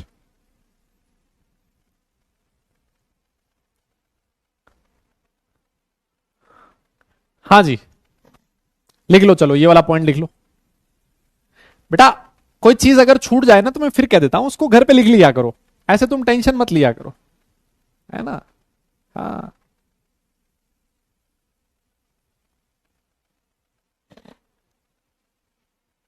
हो गया, 2 लाइन होती है, बहुत बढ़िया। देखो अब आपके सामने 2 रिएक्शन लिखी हुई है, आपके सामने 2 रिएक्शन लिखी हुई है, काफी इंपॉर्टेंट रिएक्शन है। आपके पास जो वॉशिंग सोडा है Na2CO3.10H2O को, मान लो आपने इसको 373 केल्विन पे हीट कर दिया, तो इसमें से 9 वाटर के मॉलिक्यूल बाहर निकल जाते हैं, 1 वाटर का मॉलिक्यूल रह जाता है। इसको बोला जाता है मोनोहाइड्रेट। मोनो का मतलब होता है 1, हाइड्रेट बोले तो H2O। यस, अगर आपने 373 केल्विन तक हीट किया तो, लेकिन मान लो किसी का मन कर रहा है यार सर मैं तो और कुछ तूफानी करूंगा, अगर आप कुछ और तूफानी करना चाहते हो, 373 केल्विन से ज्यादा अगर आपने हीट किया तो ये जो 1 वाटर का मॉलिक्यूल है ये भी साथ छोड़ जाएगा, सिर्फ और सिर्फ क्या मिलेगा, Na2CO3 का व्हाइट पाउडर मिलेगा। क्या मिलेगा? व्हाइट पाउडर मिलेगा। और ये जो व्हाइट पाउडर है this is known as soda ash, है ना? ऐश देखिए तुमने, राख देखिए, राख, यस, है ना? राख देखी है ना तुमने, है ना? तो वैसा होता है ये। तो Na2CO3 का व्हाइट पाउडर मिलता है कब? जब आपने उसको 373 केल्विन से ज्यादा टेम्परेचर पे हीट किया तो, है ना? अगर आप 373 तक हीट करोगे तो वाटर का 1 मॉलिक्यूल बचा रहेगा, उससे ज्यादा टेम्परेचर पे हीट करोगे तो सारे के सारे वाटर के मॉलिक्यूल भाग जाएंगे, व्हाइट कलर का पाउडर मिलेगा which is known as soda ash. Yes, done, बहुत बढ़िया, वेरी गुड। और ये जो सोडियम बाइकार्बोनेट में देखो, सोडियम बाइकार्बोनेट कैसे टूटेगा, एक बात मुझे बताओ, सोडियम बाइकार्बोनेट कैसे टूटेगा? ये ऐसे टूटेगा ना, 2Na plus plus CO3 minus, CO3 2 minus. इसको क्या बोलते हो आप लोग? Carbonate ion. क्या बोलते हो इसको? Carbonate ion. बेटा अगर आपने कार्बोनेट आयन को वाटर में हाइड्रोलिसिस करवाया, है ना, कार्बोनेट आयन को वाटर में हाइड्रोलिसिस करवाया तो बनेगा HCO3 माइनस और OH माइनस। OH माइनस की वजह से, इस OH माइनस की वजह से ये जो सॉल्यूशन होता है वो कैसा हो जाता है? अल्कलाइन हो जाता है। ये सॉल्यूशन कैसा होता है? अल्कलाइन होता है। इसी वजह से हम लोग कहते हैं कि जो सोडियम कार्बोनेट होता है उसका नेचर कैसा होता है? बेसिक होता है ना, अल्कलाइन नेचर होता है। उसके पीछे रिस्पॉन्सिबल कौन है? CO3 2 माइनस, है ना? वाटर में जैसे ही डालते हैं ये जो कार्बोनेट आयन है ये किसमें कन्वर्ट होता है? Bicarbonate plus OH minus. OH minus की वजह से सॉल्यूशन स्ट्रॉन्ग बेसिक हो जाता है ना? और इसी को आप लोग बोलते हो सॉल्यूशन अल्कलाइन हो जाएगा। ठीक है, सॉल्यूशन कैसा हो जाएगा? अल्कलाइन हो जाएगा। डन, समझ में आ गई बात? तो बस ये 2 पॉइंट है, ये नोट कर लेना। ये नोट करने के बाद आप लोग डन लिख सकते हो, है ना? तो ये वाली टर्म लिखने की जरूरत नहीं है, ये वाली लाइन लिखने की जरूरत नहीं है, क्योंकि ये जो चीज लिखी है उसी को मैंने यहां समझाया। तो आप लोग चाहो तो ये ना लिखो, सिर्फ रिएक्शन लिख लो और इसमें ये वाला पॉइंट लिख के रिएक्शन लिख दो। डन, नोट हो जाए तो डन लिख देना, आगे चलते हैं फिर। हाँ जी, नोट हो जाए तो डन लिख देना, आगे चलेंगे। हाँ बेटा ये इंपॉर्टेंट है पॉइंट्स, इंपॉर्टेंट है, इसी वजह से मैं ध्यान इस पे थोड़ा सा इंफेसाइज कर रहा हूं। ठीक है, इंपॉर्टेंट है ये वाला पॉइंट, नोट कर लो।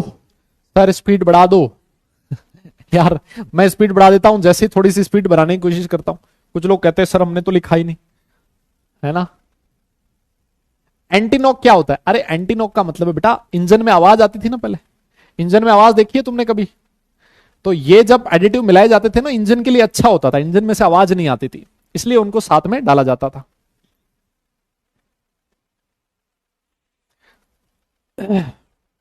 हो गया, डन, बहुत बढ़िया, आ जाइए। फिर उसके बाद यूजेस की बात करेंगे। यूजेस वाला जो स्लाइड है, इसको तो आप लोग होमवर्क में लिखोगे। ये तो आप कहां लिखोगे? होमवर्क में लिखोगे। देखो इसके यूज में फटाफट बता देता हूं, खुद से लिखोगे ये वाला पॉइंट, 4 लाइन छोड़ देना। सबसे पहला पॉइंट है कि ये वाटर सॉफ्ट करने में काम में आता है। हाइड्रोजन चैप्टर में मैं बढ़ाऊंगा हार्डनेस ऑफ वाटर, तो वाटर जो हार्ड वाटर है उसको सॉफ्ट वाटर में कन्वर्ट करना हो तो हम लोग सोडियम कार्बोनेट को यूज करेंगे। कैसे होगा उसको हम लोग आगे चलेंगे। और लॉन्ड्रिंग और क्लीनिंग में तो यूज होता है, ये नाम ही इसका वॉशिंग सोडा है तो यूज होना ही है। यस। और देखो क्या लिखता है, it is used in the manufacturing of glass, soap, borax and caustic soda. ये इन सब ये केमिकल्स होते हैं। बोरेक्स हो गया, कास्टिक सोडा हो गया, बोरेक्स को हम लोग आगे पढ़ेंगे, है ना, और कास्टिक सोडा को भी अभी पढ़ेंगे। तो इन सब की प्रिपरेशन में यूज होता है ना, इन सब की प्रिपरेशन में यूज होता है कौन? Sodium carbonate. इसका और भी यूज है क्या, कि ये पेपर बनाने में यूज होता है, पेंट बनाने में यूज होता है, टेक्सटाइल इंडस्ट्री में यूज होता है। बहुत अच्छी बात है।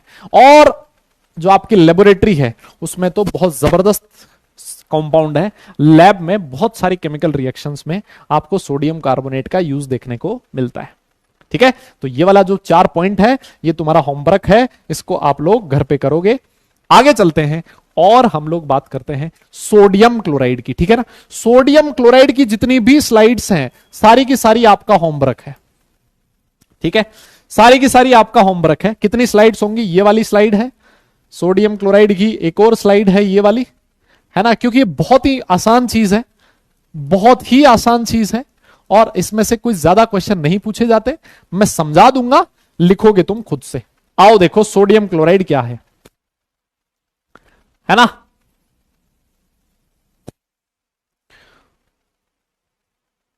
खैर रुको सर, हाथ दुखे। हाँ हाथ दुखे इसीलिए तो घर पे दिया है, हाँ तभी तो घर पे दिया है। हाँ, सोडियम क्लोराइड मतलब नमक बनाना। नमक कैसे बनता है? इंडिया में अगर मैं बात करूं ना, अगर अपने देश में बात करें तो नमक कैसे बनता है? जो सी वाटर होता है ना, लिखता है कि जो सी वाटर होता है ना उसमें 2.7 से लेके 2.9% तक क्या प्रेजेंट होता है? बाई मास सॉल्ट प्रेजेंट होता है ना।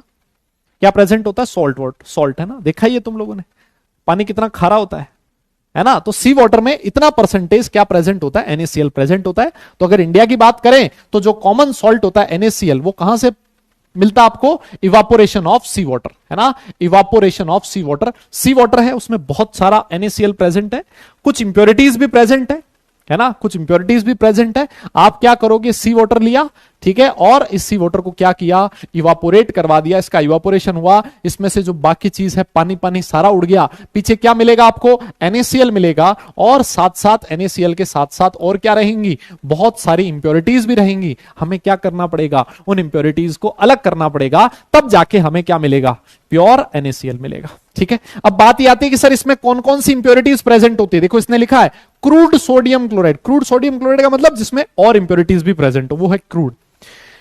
उसमें क्या मिलता है? उसमें मिलता है contain sodium sulphate. Sodium sulphate की इंप्योरिटी रहती है, कैल्शियम सल्फेट की इंप्योरिटी रहती है, कैल्शियम क्लोराइड की इंप्योरिटी रहती है, और साथ में मैग्नीशियम क्लोराइड। ये इंप्योरिटीज प्रेजेंट होती है। ठीक है, अब बात यह आती है कि सर ये इंप्योरिटीज क्यों है ना। तो ये कैल्शियम क्लोराइड और मैग्नीशियम क्लोराइड जो है वो इंप्योरिटीज इसलिए हैं because they are deliquescent in nature. Deliquescent का मतलब यह है कि अगर नमक में ये दो चीज प्रेजेंट रहेगी तो वो क्या करेगा? वो एटमॉस्फेयर से वाटर को एब्जॉर्ब कर लेगा तो जो आपका नमक है वो गीला हो जाएगा।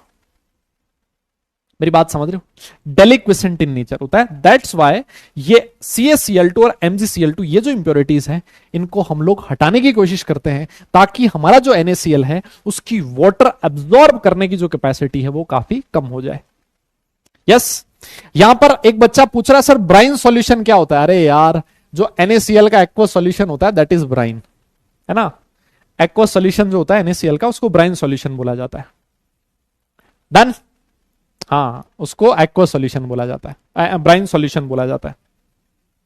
अब आती आती कि सर इस इंप्योरिटीज को हटाएं कैसे। इंप्योरिटीज को हटाने का तरीका क्या है कि जो आपने क्रूड सॉल्ट लिया है उसको वाटर में डालो, उसको किस में डिसॉल्व करो, वाटर में डिसॉल्व करो, ठीक है ना। अब वाटर में डिसॉल्व करोगे तो देखो आपके पास NaCl था, उसको आपने पानी में डिसॉल्व कर लिया, तो कुछ इंप्योरिटीज ऐसी होंगी, कुछ इंप्योरिटीज ऐसी होंगी जो पानी में डिसॉल्व नहीं होंगी। यस, जो इंप्योरिटीज पानी में डिसॉल्व ना हो तो आप क्या करो, इसको फिल्टर कर लो। तो जो इंप्योरिटीज पानी में डिसॉल्व नहीं होगी वो फिल्टर करने से अलग हो जाएगी। अब कुछ इंप्योरिटीज ऐसी हैं जो पानी में डिसॉल्व है, तो क्या करना आपको, आपको उसमें से पास करवानी है HCl गैस। क्या पास करवानी है, हाइड्रोजन क्लोराइड गैस। आप देखोगे कि जो सोडियम क्लोराइड है, जैसे आप उस सॉल्यूशन में से HCl पास करोगे आपको NaCl के क्रिस्टल्स मिल जाएंगे, NaCl के क्रिस्टल्स मिल जाएंगे। जो कैल्शियम और मैग्नीशियम क्लोराइड है, CaCl2 और MgCl2 जो इंप्योरिटीज प्रेजेंट थी उनकी सॉल्युबिलिटी काफी ज्यादा होती है, इसी वजह से वो सॉल्यूशन में प्रेजेंट रह जाती है। इनकी सॉल्युबिलिटी ज्यादा है, इसका मतलब इनका जो KSP है दादा वो कैसा होता है, हाई होता है। जो आपका NaCl है उसका KSP कम होगा, NaCl का KSP कम है तो इसकी सॉल्युबिलिटी कम होगी, सॉल्युबिलिटी कम है तो ये पहले प्रेसिपिटेट हो जाएगा, प्रेसिपिटेट होकर इसके क्रिस्टल्स बन जाएंगे, क्रिस्टल को आप अलग हटा देना, आपको प्योर NaCl मिल जाएगा। ये जो इंप्योरिटीज हैं ये कहां प्रेजेंट रह जाएगी, उस सॉल्यूशन में प्रेजेंट रह जाएगी। मेरी बात समझ में आ रही, यस यस यस। कह रहा HCl का भी गैस होता है क्या, हे भगवान। हाँ भाई HCl का भी गैस होता है मुन्ना, कहां हो आप, HCl का भी गैस होता है भाई। डन, अरे ये वाला पॉइंट समझ में आया क्या। क्रूड सॉल्ट का मतलब क्या है, आपका NaCl प्लस इंप्योरिटीज, उसको मैं क्रूड सॉल्ट बोलूंगा। दादा क्रूड सॉल्ट क्या है यहां पर, NaCl के साथ impurities, that is known as crude salt. Yes yes yes. अरे इसमें कोई टॉपिक समझ में नहीं आया तो वो बताओ, कोई लाइन नहीं समझ में आई है तो वो बताओ, है ना। तो हमारे पास ये इंप्योरिटीज प्रेजेंट थी, इन इंप्योरिटीज को अलग करना है तो हमने क्या किया, NaCl को पहले पानी में डिसॉल्व किया। कुछ इंप्योरिटीज ऐसी थी जो डिसॉल्व नहीं हुई, फिल्टर कर ली, अलग हो गई। कुछ इंप्योरिटीज ऐसी है जो पानी में डिसॉल्व हो रखी है, तो हमने क्या किया, HCl गैस पास करी। HCl गैस क्या करेगी, NaCl को प्रेसिपिटेट करवा देगी। और ये जो आपके कैल्शियम और मैग्नीशियम क्लोराइड है इनका KSP ज्यादा होता है, सॉल्युबिलिटी ज्यादा, तो ये प्रेसिपिटेट नहीं होगी, खत्म बस। चलो आगे चलते हैं। एक ये वाली स्लाइड लिखी है कि सोडियम क्लोराइड का है मेल्टिंग पॉइंट इतना होता है, इसकी सॉल्युबिलिटी इतनी होती है। अगर आपको ये याद रहे तो ठीक है, वरना ये वाला पॉइंट इतना कोई बहुत ज्यादा इंपॉर्टेंट नहीं है ना।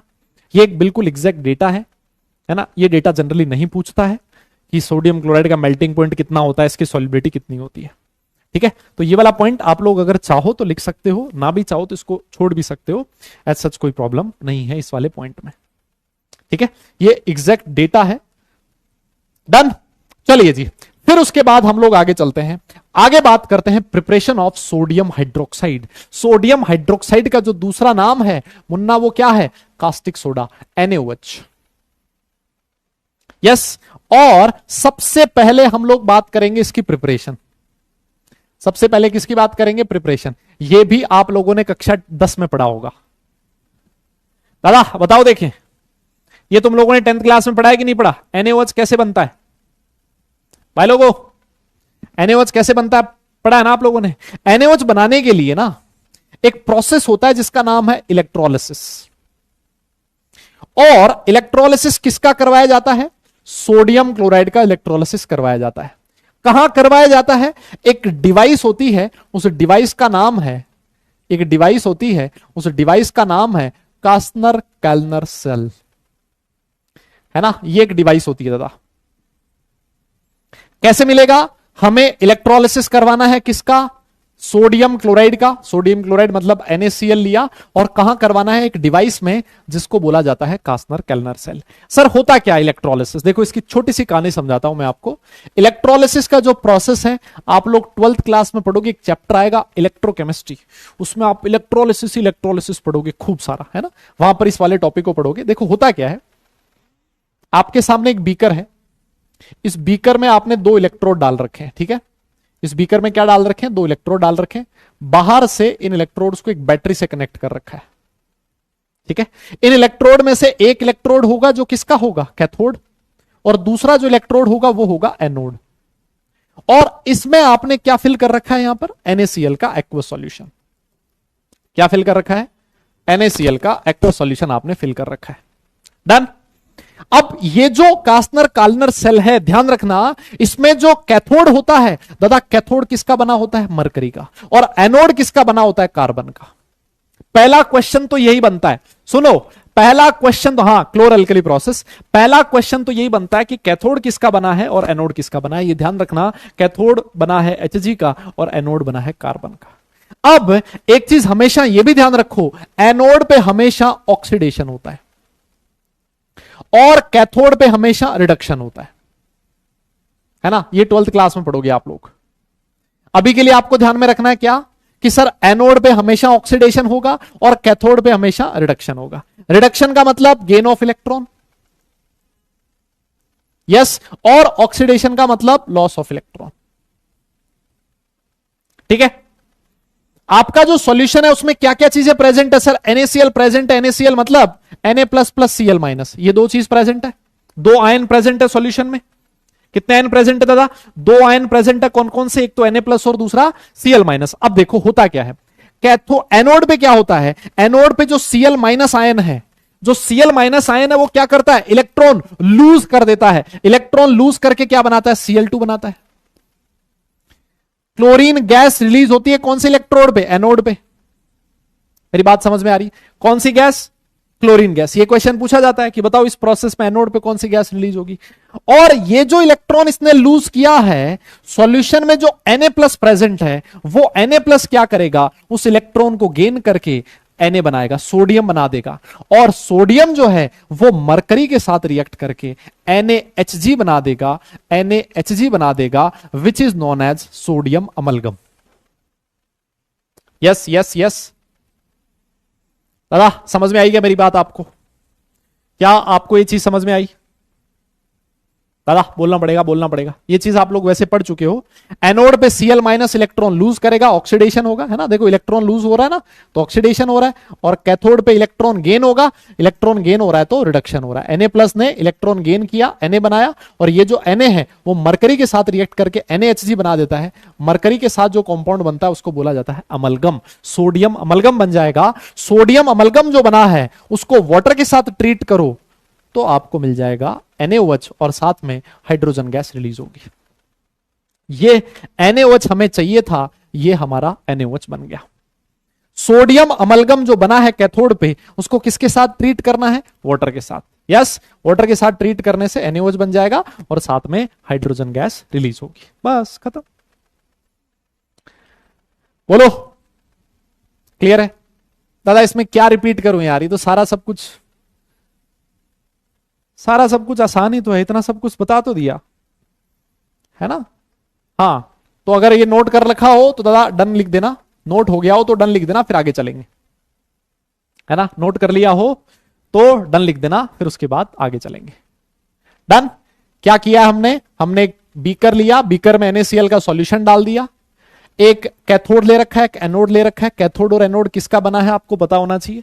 कैथोड पे क्या होता है, रिडक्शन, एनोड पे क्या होता है, ऑक्सीडेशन। एनोड पे जो Cl- आयन इस सॉल्यूशन में प्रेजेंट है, वो Cl- क्या करता है, इलेक्ट्रॉन लूज करके क्या बनाता है, Cl2।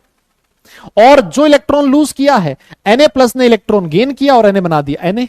और ये जो Na है वो Hg के साथ रिएक्ट करके बना देता है NaHg, सोडियम अमलगम।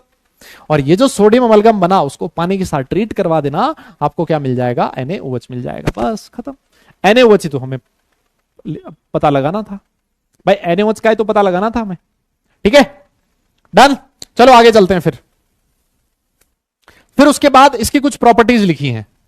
ये क्या है, इसकी प्रॉपर्टीज है, सोडियम हाइड्रोक्साइड की प्रॉपर्टीज है। लिखता है कि एक व्हाइट है और एक ट्रांसल्यूसेंट सॉलिड है। ट्रांसल्यूसेंट का मतलब होता है, मतलब जिससे आर पार ना दिखता हो, है ना। दूसरा, इसका मेल्टिंग पॉइंट इतना है, ये वाटर में सॉल्युबल होता है। और NaOH अगर पानी में सॉल्युबल होगा, देखो NaOH को अगर आप पानी में सॉल्युबल करोगे ना, तो ये क्या देगा, Na++ OH- आयन देगा। और OH- आयन की वजह से सॉल्यूशन कैसा होता है, बेसिक होता है, और ये वाटर में सॉल्युबल है, दैट्स वाई इसको आप अल्कलाइन भी बोल सकते हो। डन। एक चीज और देखो कि जो NaOH होता है वो डेलिक्विसेंट होते हैं। डेलिक्विसेंट का मतलब वापस से वही वाटर को एब्जॉर्ब करने की टेंडेंसी होती है। सोडियम हाइड्रोक्साइड जो सॉल्यूशन है, अगर आप इसकी रिएक्शन करवाते हो किसके साथ, CO2 के साथ, अगर एटमॉस्फेयर में CO2 प्रेजेंट है तो इसके साथ रिएक्ट करके क्या बनाता है, ये सोडियम कार्बोनेट का फॉर्मेशन कर लेता है ना। NaOH बेसिक इन नेचर है। देखो ऐसा होता क्यों है, क्योंकि NaOH कैसा ज्यादा बेसिक है और CO2 कैसी है, एसिडिक है। तो एसिड और बेस आपस में रिएक्ट करके क्या बनाएंगे, सॉल्ट बनाएंगे, सोडियम कार्बोनेट का सॉल्ट बन जाता है। बस बहुत सिंपल चीज है ये तो। डन। यस यस यस, बहुत बढ़िया। चलो इसको नोट कर लिया हो तो डन लिखना, आगे चलेंगे। हाँ 3-4 लाइन है, फटाफट से लिख लो इसको। 3-4 लाइन है, फटाफट से लिख लो इसको, आगे चलेंगे फिर। कौन कर रहा है स्पैम? अरे यार स्पैम स्पैम मत करो यार। देखो ये ऐसा टॉपिक है यार जो आप लोगों ने पढ़ रखा है, आपने पढ़ रखा है ना, तो थोड़ा सा फास्ट कर लेते हैं इस प्रोसेस को, है ना। इस वाले टॉपिक को थोड़ा सा फास्ट कर लेते हैं, ठीक है ना, जिससे कि हमारा टाइम बच जाएगा। हमारा कल टॉपिक खत्म करना है तो कल टॉपिक खत्म हो जाएगा, है ना। देखो सबसे इंपॉर्टेंट चीज तो ये, ठीक है ना। तो इसको आप फटाफट से 3-4 पॉइंट है ये लिख लो फटाफट।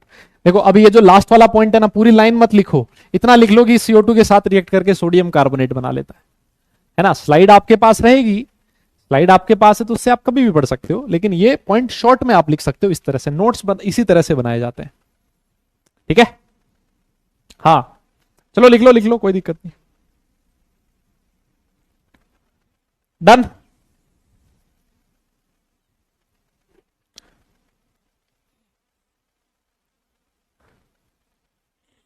हो गया।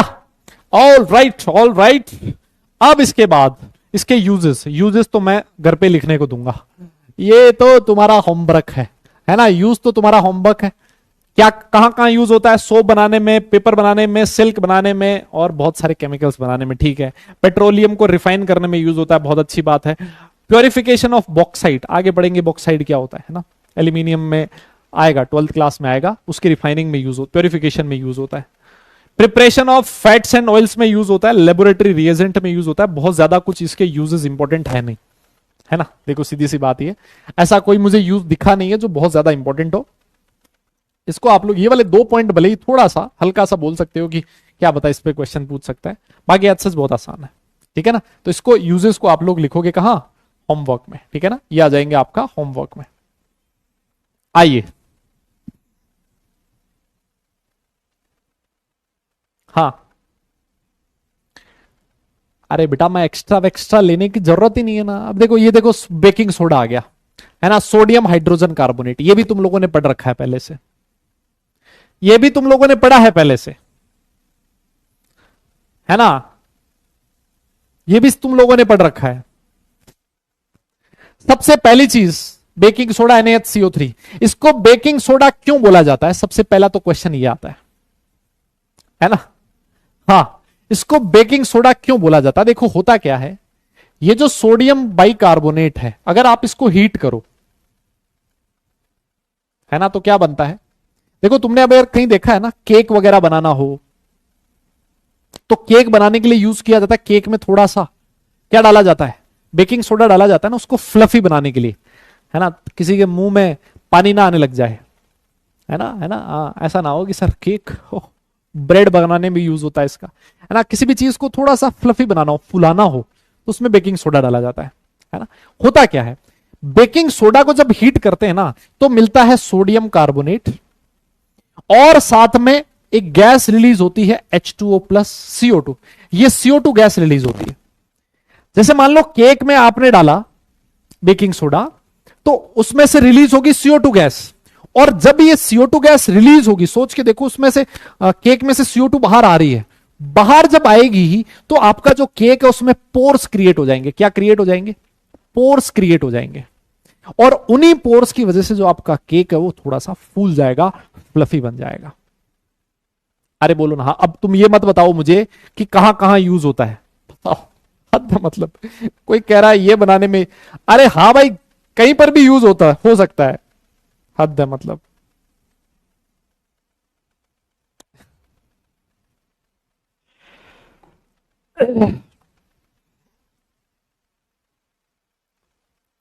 है ना?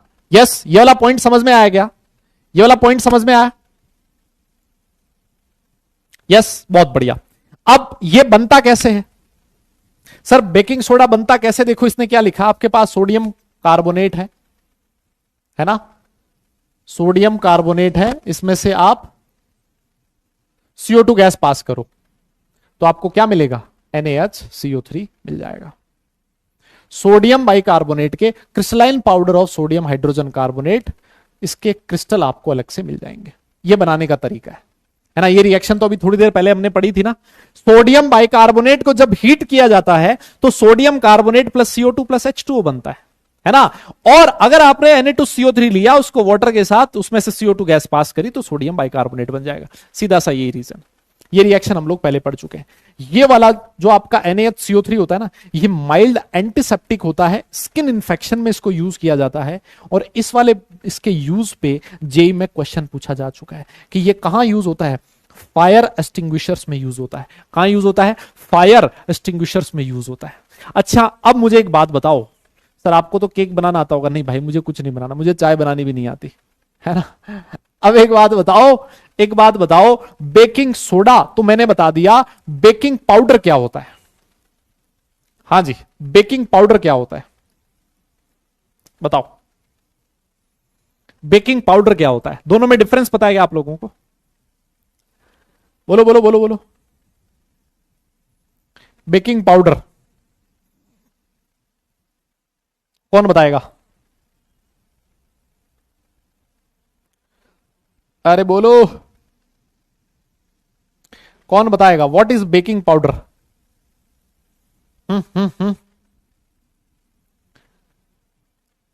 हाँ, वेरी गुड। बेकिंग पाउडर का मतलब हो गया बेटा, आपके पास बेकिंग सोडा है और बेकिंग सोडा में आपने एक एसिड मिला दिया, माइल्ड एसिड, जो एडिबल एसिड होना चाहिए। जनरली टार्टरिक एसिड यूज किया जाता है ना? माइल्ड एडिबल एसिड यूज किया जाता है, दैट इज टार्टरिक एसिड। तो सोडियम बाइकार्बोनेट में आपने मिला दिया माइल्ड टार्टरिक एसिड। ये जो टार्टरिक एसिड होता है, ये इस सोडियम कार्बोनेट की वजह से जो बिटरनेस आती है ना, कड़वा सा होता है, ये इसकी बिटरनेस को खत्म कर देता है ना? तो आपके पास बेकिंग सोडा और साथ में अगर कोई माइल्ड एसिड है, जो टार्टरिक एसिड जनरली यूज किया जाता है, तो उसको बोल दिया जाता है बेकिंग पाउडर। ठीक है ना? That is the composition of baking powder. Baking soda है NaHCO3। डन? अरे बोलो, नोट कर लिया हो तो डन लिखना, आगे चलेंगे। नोट कर लिया हो तो डन लिखना, आगे चलेंगे। फटाफट जल्दी से बताओ। नोट कर लिया हो तो डन लिखना, आगे चलेंगे। हाँ जी, हाँ जी, हाँ जी, फटाफट बताओ। हाँ बेटा, उसकी वजह से बिटर हो जाता है, उसको खत्म करने के लिए यूज किया था एडिबल एसिड, सॉरी, बेस नहीं। हाँ जी,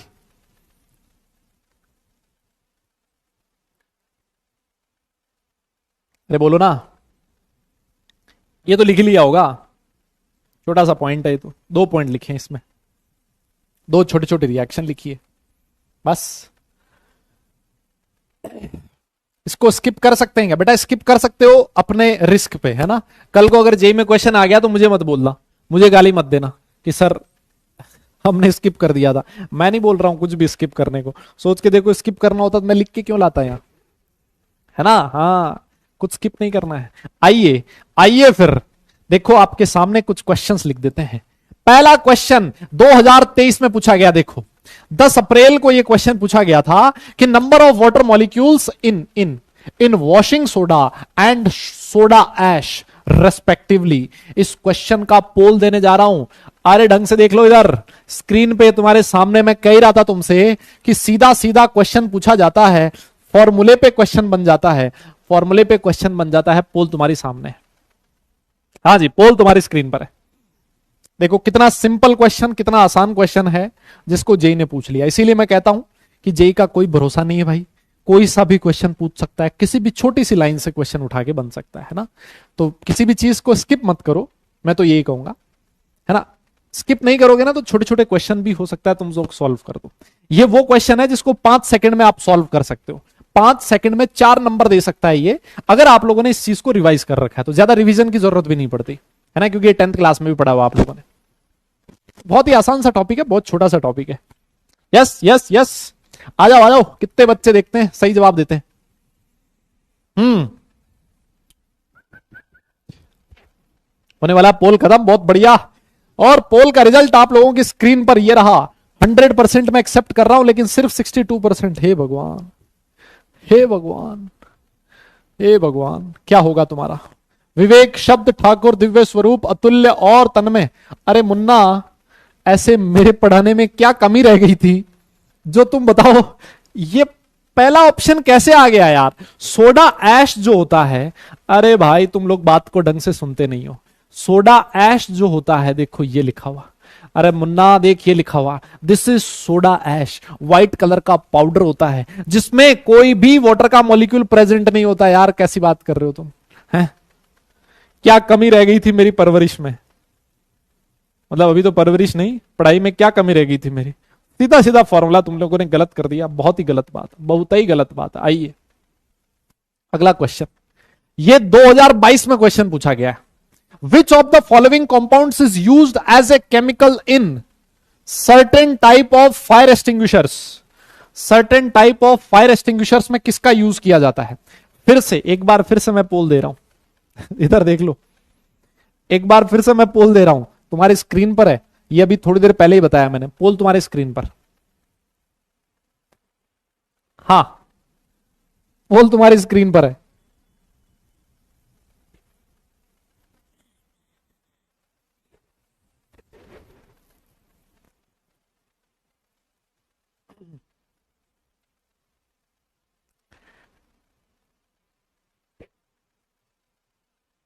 पोल तुम्हारी स्क्रीन पर है। अभी यूजेस में बताया था और मैंने बोला था कि इस पे जेई क्वेश्चन बना चुका है ना? ये तो बोल के बताया है। अब की बार तो भाई 70 का आंकड़ा पार कर दियो।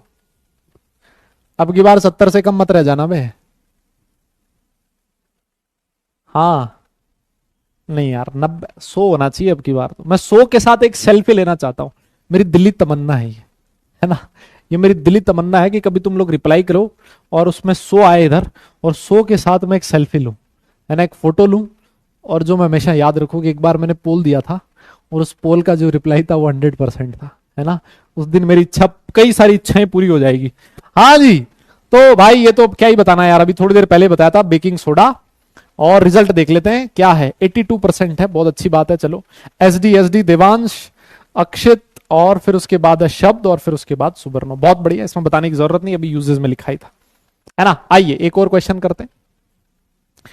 अमंगस्ट, ये भी कौन से साल का क्वेश्चन है? 2022 का क्वेश्चन है। लिखता है among baking soda, caustic soda and washing soda, carbonate anion is present, है ना? कार्बोनेट एनायन कौन सा होता है मैं बता देता हूं।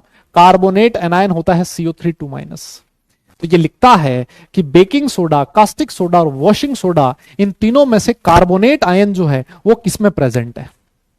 कार्बोनेट आयन किसमें प्रेजेंट है? 2022 जेई का क्वेश्चन है। देखो कितने आसान क्वेश्चन देख रहे हो तुम लोग, हैं? कितने आसान क्वेश्चन है, देख पा रहे हो तुम? यस यस, एसएम सर, अच्छा बना लिया एसएम सर ने, क्या बात कर रहे हो? ऐसा कौन सा क्वेश्चन पूछा था? सर ने सॉल्यूशन पहले बता दिया था क्या? हाँ भाई, आंसर पहले बता दिया था क्या सर ने? किसी पे टिक करना है।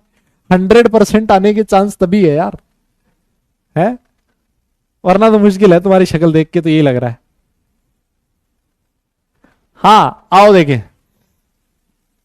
Baking soda, caustic soda and washing soda, carbonate anion, carbonate anion चाहिए मुझे, CO3 2- चाहिए। अच्छा ग्लिच था वो, तभी तो मैं कहूं तभी मैं कहूं कैसे हो गया ये। आओ देखो, इस पोल का रिजल्ट तुम्हारे सामने है। अरे पोल तो खत्म हो गया, सबमिट तो करने दो। शो रिजल्ट्स, देखिए।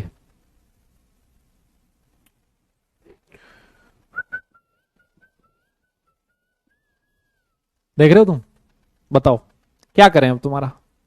नहीं क्या करें बताओ? अदिति, पीयूष, शब्द, अजिंक्य, अजिंक्य राणे, दिव्यांश। अब क्या क्या करें तुम्हारा? करूं क्या मैं? सर फोड़ लूं अपना? है, बताओ। अरे मुन्ना यार, बेकिंग सोडा अभी तुम्हें बताया है, बेकिंग सोडा में NaHCO3 होता है। HCO3 माइनस जो होता है ना, उसको बाइकार्बोनेट आयन बोला जाता है। क्या होता है? बाइकार्बोनेट। कास्टिक सोडा, अभी तुम्हारे सामने फॉर्मूला लिखा था NaOH, कहां होता है इसमें कार्बोनेट आयन? Na+OH माइनस में कहां कार्बोनेट आयन दिख गया? और सबसे लास्ट में आता है वॉशिंग सोडा, यही तो होता है मुन्ना, Na2CO3.10H2O, इसमें कार्बोनेट आयन होता है कि नहीं होता? यार तुम लोग मेरा नाम खराब करोगे यार, तुम लोग मेरा नाम खराब करोगे। मतलब कोई तुमसे पूछेगा कि तुम्हें इनऑर्गेनिक केमिस्ट्री कौन पढ़ाता है, तुम लोग बोलोगे राहुल डूडी सर पढ़ाते हैं। क्या सोचेगा मेरे बारे में बताओ, कि ये पढ़ाया है सर ने ये पढ़ाया है? मतलब तुम नाम डुबोगे यार मेरा, ऐसे मत करो यार, ये बहुत गलत है। आओ, biological importance of sodium and potassium लिखना घर से, है ना, घर पे लिखना, अगली क्लास में आके समझा दूंगा। डन? ऐसे तो बहुत आसान चीज है। यस यस यस, बहुत आसान चीज है, इसको एक बार घर पे लिखना कहां कहां यूज होता है। ये हालांकि हमने इसमें से कुछ पॉइंट पहले भी पढ़ रखे हैं हम लोगों ने, ठीक है ना, तो ये एक बार खुद से घर पे लिख लेना, अगली क्लास में आओगे फिर उसके बाद इसको समझ लेंगे मुन्ना। ठीक है ठीक है, डन हो जाएगा ना? अरे बोलो, हो जाएगा दादा, थम्स अप कर दो, हो जाएगा ना? एक बार फटाफट से थम्स अप कर दो यार, बस खत्म कर दिया मैंने तुम्हारे लिए ग्रुप 1, ऐश करो तुम। हाँ अरे हाँ बायो वाले, अरे बायो वाले हैं लेकिन इन क्वेश्चन पूछ लेता है यार, जेई में भी क्वेश्चन पूछ लेता है। हाँ ये जेई में भी क्वेश्चन पूछ लेता है यार, उसकी तुम छोड़ मत देना, उसको पूछ लेता है कभी कभी क्वेश्चन। यस यस यस, छुट्टी नहीं मिलेगी, 10 मिनट बाकी है, 15 मिनट पढ़ाऊंगा आज, 5 मिनट तुमने लिखने में लगा दिया आज।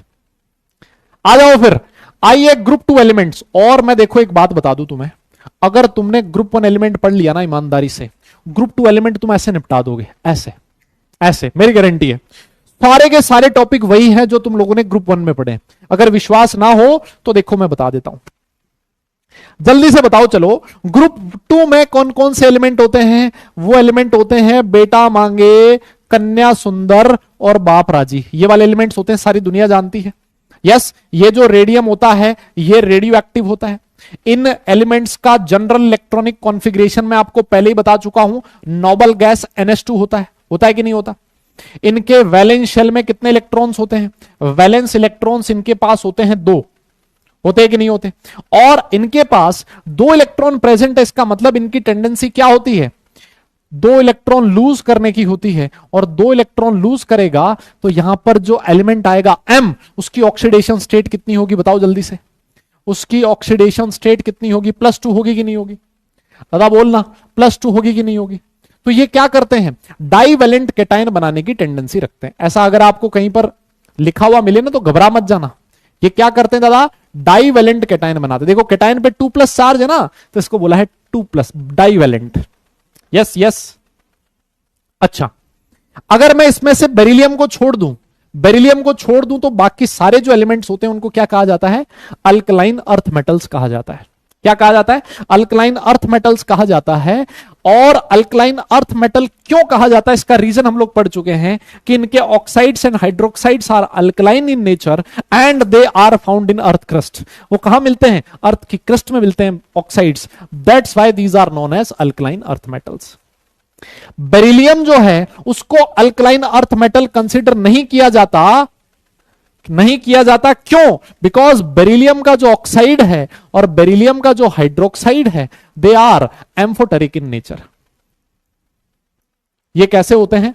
एम्फोटेरिक इन नेचर होते हैं। ये अल्कलाइन नहीं होते भाई। अल्कलाइन अर्थ मेटल कहलाने की कंडीशन क्या है? अल्कलाइन अर्थ मेटल कहलाने की कंडीशन यह है कि इनके oxides and hydroxide should be alkaline in nature. लेकिन ये जो बेरिलियम के ऑक्साइड और हाइड्रोक्साइड है, ये कैसे होते हैं? एम्फोटेरिक इन नेचर होते हैं। एम्फोटेरिक इन नेचर होने का मतलब यह है कि सर ये एसिड के साथ भी रिएक्ट करते हैं और बेस के साथ भी रिएक्ट करते हैं। दैट्स वाई हम लोग बेरिलियम को अल्कलाइन अर्थ मेटल कंसिडर नहीं करते। देखो, अगर मान लो आपका बेरिलियम ऑक्साइड है, उसकी रिएक्शन में एसिड के साथ करवा दूं, HCl के साथ, तो ये बेरिलियम का क्लोराइड बनाएगा और साथ में हाइड्रोजन गैस रिलीज होती है। तो इसने एसिड के साथ रिएक्ट कर लिया। और अगर मान लो आपने इसकी रिएक्शन NaOH बेस के साथ करवा दी, तो बेस के साथ ये रिएक्ट करके Na2BeO2 बनाता है है ना, इसको बोला जाता है सोडियम बेरिलेट। सोडियम बेरिलेट, है ना, क्या बोला जाता है बेटा, सोडियम बेरिलेट। तो ये एसिड के साथ भी रिएक्ट कर रहा है, ये बेस के साथ भी रिएक्ट कर रहा है, दैट्स वाई इसका नेचर कैसा है, एम्फोटेरिक है। दैट्स वाई इसका नेचर कैसा दादा, एम्फोटेरिक है। अगर तुमसे कोई पूछ भी लेना कि prove that beryllium oxide is amphoteric in nature, तो ये दो रिएक्शन लिख के आ जाना, एसिड के साथ और बेस दोनों के साथ रिएक्ट करता है। ऐसे ही सब्सटेंसेस को क्या बोला जाता है, एम्फोटेरिक सब्सटेंसेस बोला जाता है। ठीक है दादा, तो फटाफट से इस चीज को नोट करना, फिर उसके बाद हम लोग आगे चलेंगे। नोट कर लिया हो तो डन लिख देना, फिर आगे चलेंगे। Aman Kumar Sonkar is abusing. बेटा अगर तुम चाहते हो कि मैं आपको ब्लॉक करवा दूं, है ये कौन है भाई अमन, दादा अभी मुझे 1 मिनट भी नहीं लगेगा, 1 मिनट भी नहीं लगेगा, चलती क्लास में ब्लॉक हो जाओगे और कभी वापस ब्लॉक ही रहोगे, है ना। फिर मन्नतें मांगोगे कि मुझे अनब्लॉक कर दो, ये कर दो, है ना। हाँ तो ऐसा ना हो, ऐसे मत करो यार, अब्यूज नहीं करना अपनी क्लास में। कैसी बात कर रहे हो तुम, समझदार बालक हो तुम, फिर भी ऐसा काम करोगे क्या। अगली लास्ट क्लास में समझाया था मैंने तुम्हें, यस लास्ट क्लास में समझाया था, ये काम नहीं करने। फटाफट से नोट कर लो इसको।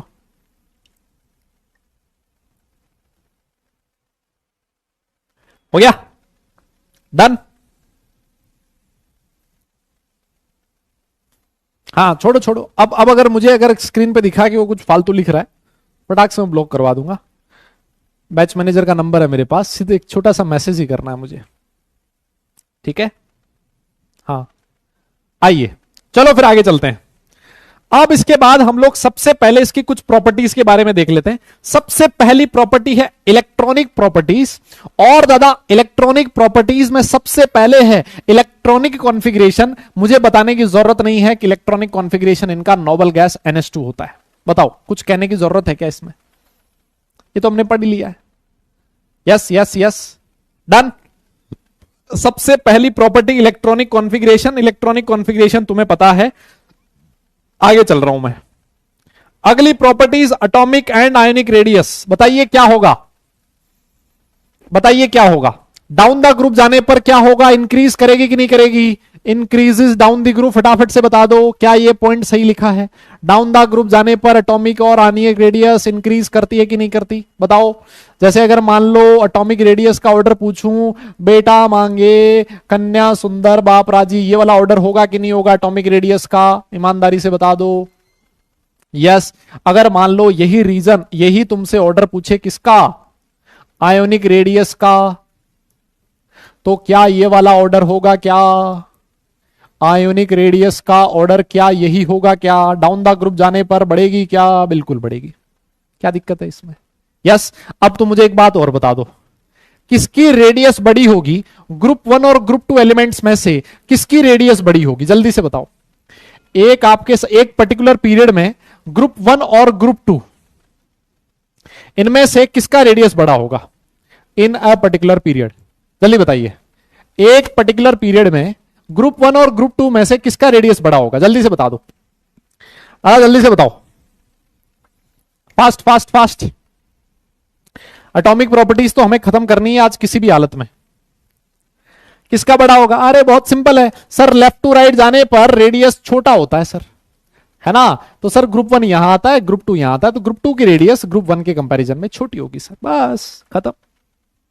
बताइए, बोलो। तो ये भी हो गया, ये भी हम लोगों ने पढ़ ही रखा है पहले, क्या दिक्कत है इसमें। आओ फिर आगे बढ़ते हैं, अगली प्रॉपर्टी की बात करते हैं। नेक्स्ट प्रॉपर्टी है ionisation enthalpy. Next property is ionisation enthalpy. बताइए, हमने पढ़ा है कि जो आयनाइजेशन एनर्जी होती है बेटा, it is inversely proportional to size. बोलो, होती है कि नहीं होती। तो अगर मान लो डाउन द ग्रुप जाने पर साइज बढ़ रही है, तो आयनाइजेशन एनर्जी क्या डाउन द ग्रुप जाने पर डिक्रीज करेगी, क्या ionisation energy decreases down the group. बोलो, क्या मैंने ये वाला पॉइंट सही लिखा है, ionisation energy decreases down the group, सही लिखा है, कोई दिक्कत है ही नहीं इसमें। यस, जैसे मान लो beryllium, magnesium, calcium, strontium, barium, down the group जाने पर आयनाइजेशन एनर्जी डिक्रीज करेगी। अब मेरा आपसे क्वेश्चन है क्या कि मान लो अगर तुम्हें यह बताना हो कि first ionisation energy order of IE1, first ionisation energy in a period, एक पीरियड में फर्स्ट आयनाइजेशन एनर्जी किसकी ज्यादा होगी, ग्रुप 1 एलिमेंट्स की या फिर ग्रुप 2 एलिमेंट्स की? जल्दी से बताओ, फर्स्ट आयनाइजेशन एनर्जी किसकी ज्यादा होगी? सबसे पहले तो यह बताओ, और फिर उसके बाद लगे हाथ यह भी बताना पड़ेगा कि सेकेंड आयनाइजेशन एनर्जी किसकी ज्यादा होगी। Order of IE2, second ionisation energy किसकी ज्यादा होगी इन अ पीरियड? जल्दी से बता दो, ग्रुप 1 वालों की ज्यादा होगी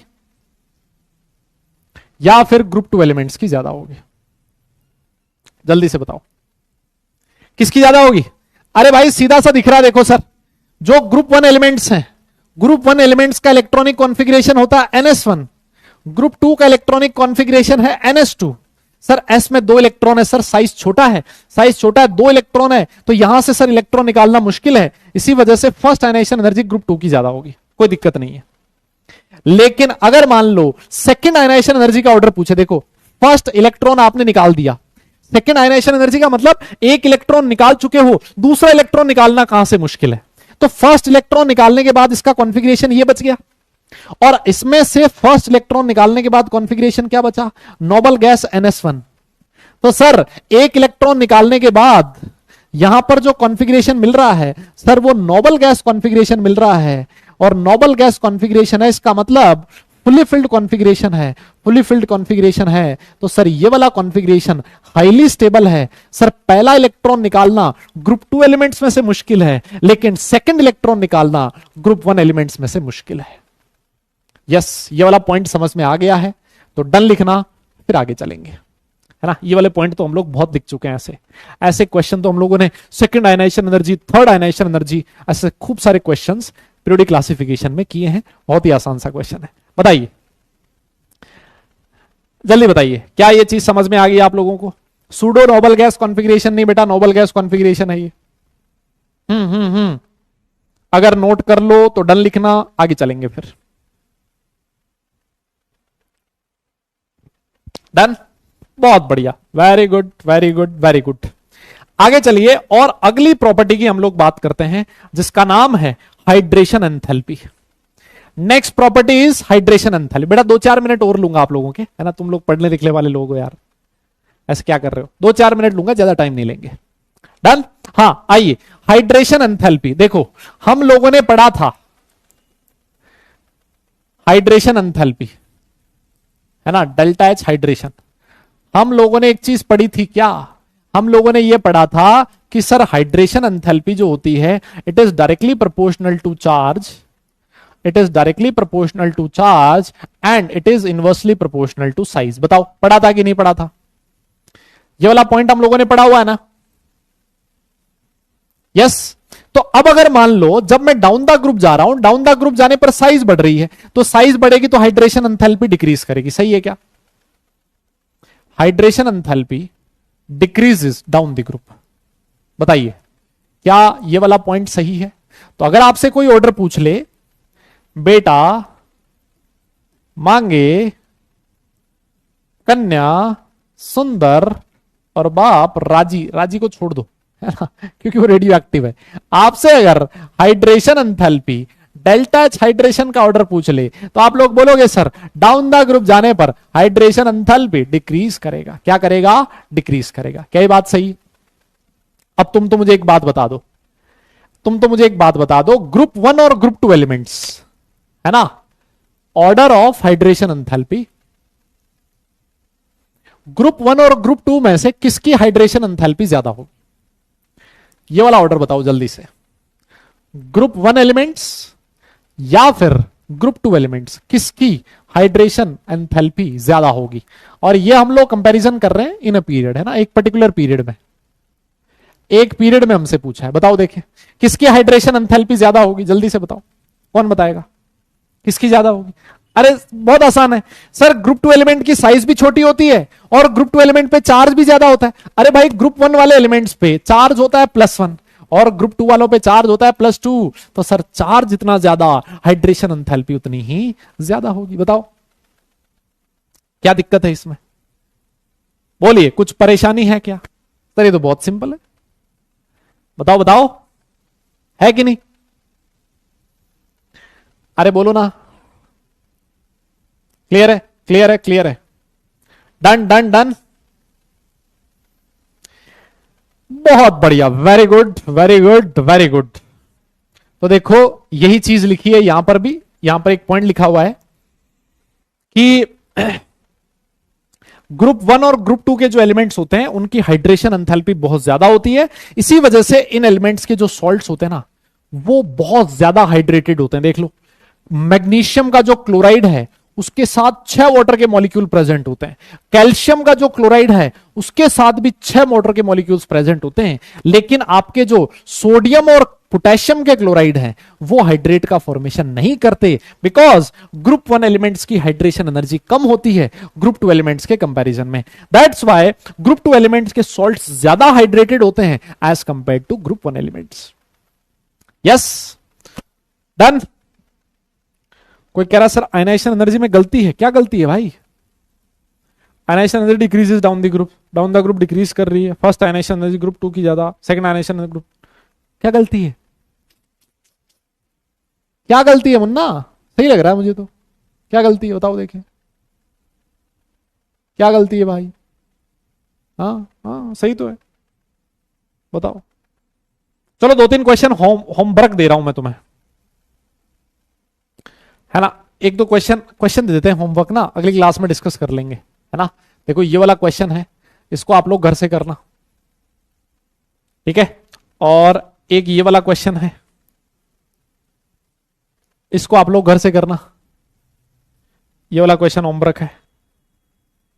और ठीक है, चलो ये 2 क्वेश्चन करना आप लोग घर से, ठीक है। चलिए बस बस बस बस बस बस इतना ही कर रहे हैं, अरे इतना ही कर रहे हैं भाई, आज के लिए बस इतना ही, बाकी पढ़ेंगे हम लोग नेक्स्ट क्लास में। होमवर्क क्या है आपका? हाँ होमवर्क है आपका सबसे पहले तो डीपीपी 1, नहीं जो क्लास में दिया है, सबसे पहला होमवर्क क्या है? जो क्लास में दिया है, पहले जो क्लास में दिया है उसको अच्छे से होमवर्क करना है, फिर उसके बाद जो क्लास में टॉपिक्स पढ़ा दिए उनको रिवीजन करना है, फिर उसके बाद आज आपका डीपीपी नंबर 1 मिल जाएगा, ठीक है। डीपीपी 1 को खुद से सॉल्व करना है, डन। और फिर उसके बाद आपके पास मॉड्यूल है, मॉड्यूल में एक्सरसाइज 1, मॉड्यूल एक्सरसाइज 1 में अल्कली मेटल्स के जितने भी क्वेश्चंस हैं सारे के सारे क्वेश्चन सॉल्व कर डालने हैं, डन। सारे के सारे क्वेश्चन सॉल्व कर डालने हैं, बस आज के लिए बस इतना ही। अगला जो सेशन होगा अपना, अगला जो लेक्चर होगा वो लेक्चर इस चैप्टर का अंतिम लेक्चर होगा। ग्रुप 1 एलिमेंट जो मैंने पढ़ाया उसको अच्छे से पढ़ के आना, ग्रुप 2 एलिमेंट में सेम वही चीजें आ रही हैं, सेम वही रिएक्शंस आ रही हैं, पढ़ने में मजा आएगा, टाइम भी कम लगेगा, डन। अगली क्लास अपनी कल ही है, तो कल इस चैप्टर को कर देंगे खत्म, ठीक है।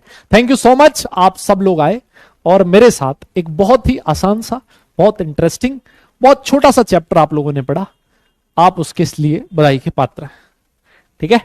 तो मेरे हिसाब से अब क्लास छोड़ने का टाइम आ चुका है, मैंने 5-7 मिनट आप लोगों की ज्यादा ले लिए, चलता है, आधे घंटे का बीच में ब्रेक है, 5-7 मिनट कम भी हो जाएंगे, इतना कोई दिक्कत नहीं है। यस तो चलिए फिर आज के लिए बस इतना ही, अगली क्लास में मिलते हैं। सारे लोग अपना ख्याल रखें, खुश रहें, हंसते मुस्कुराते रहें और ज्यादा पढ़ाई जरूर करते रहें, क्योंकि काम पढ़ने से चलता है, सिर्फ मुस्कुराने से नहीं।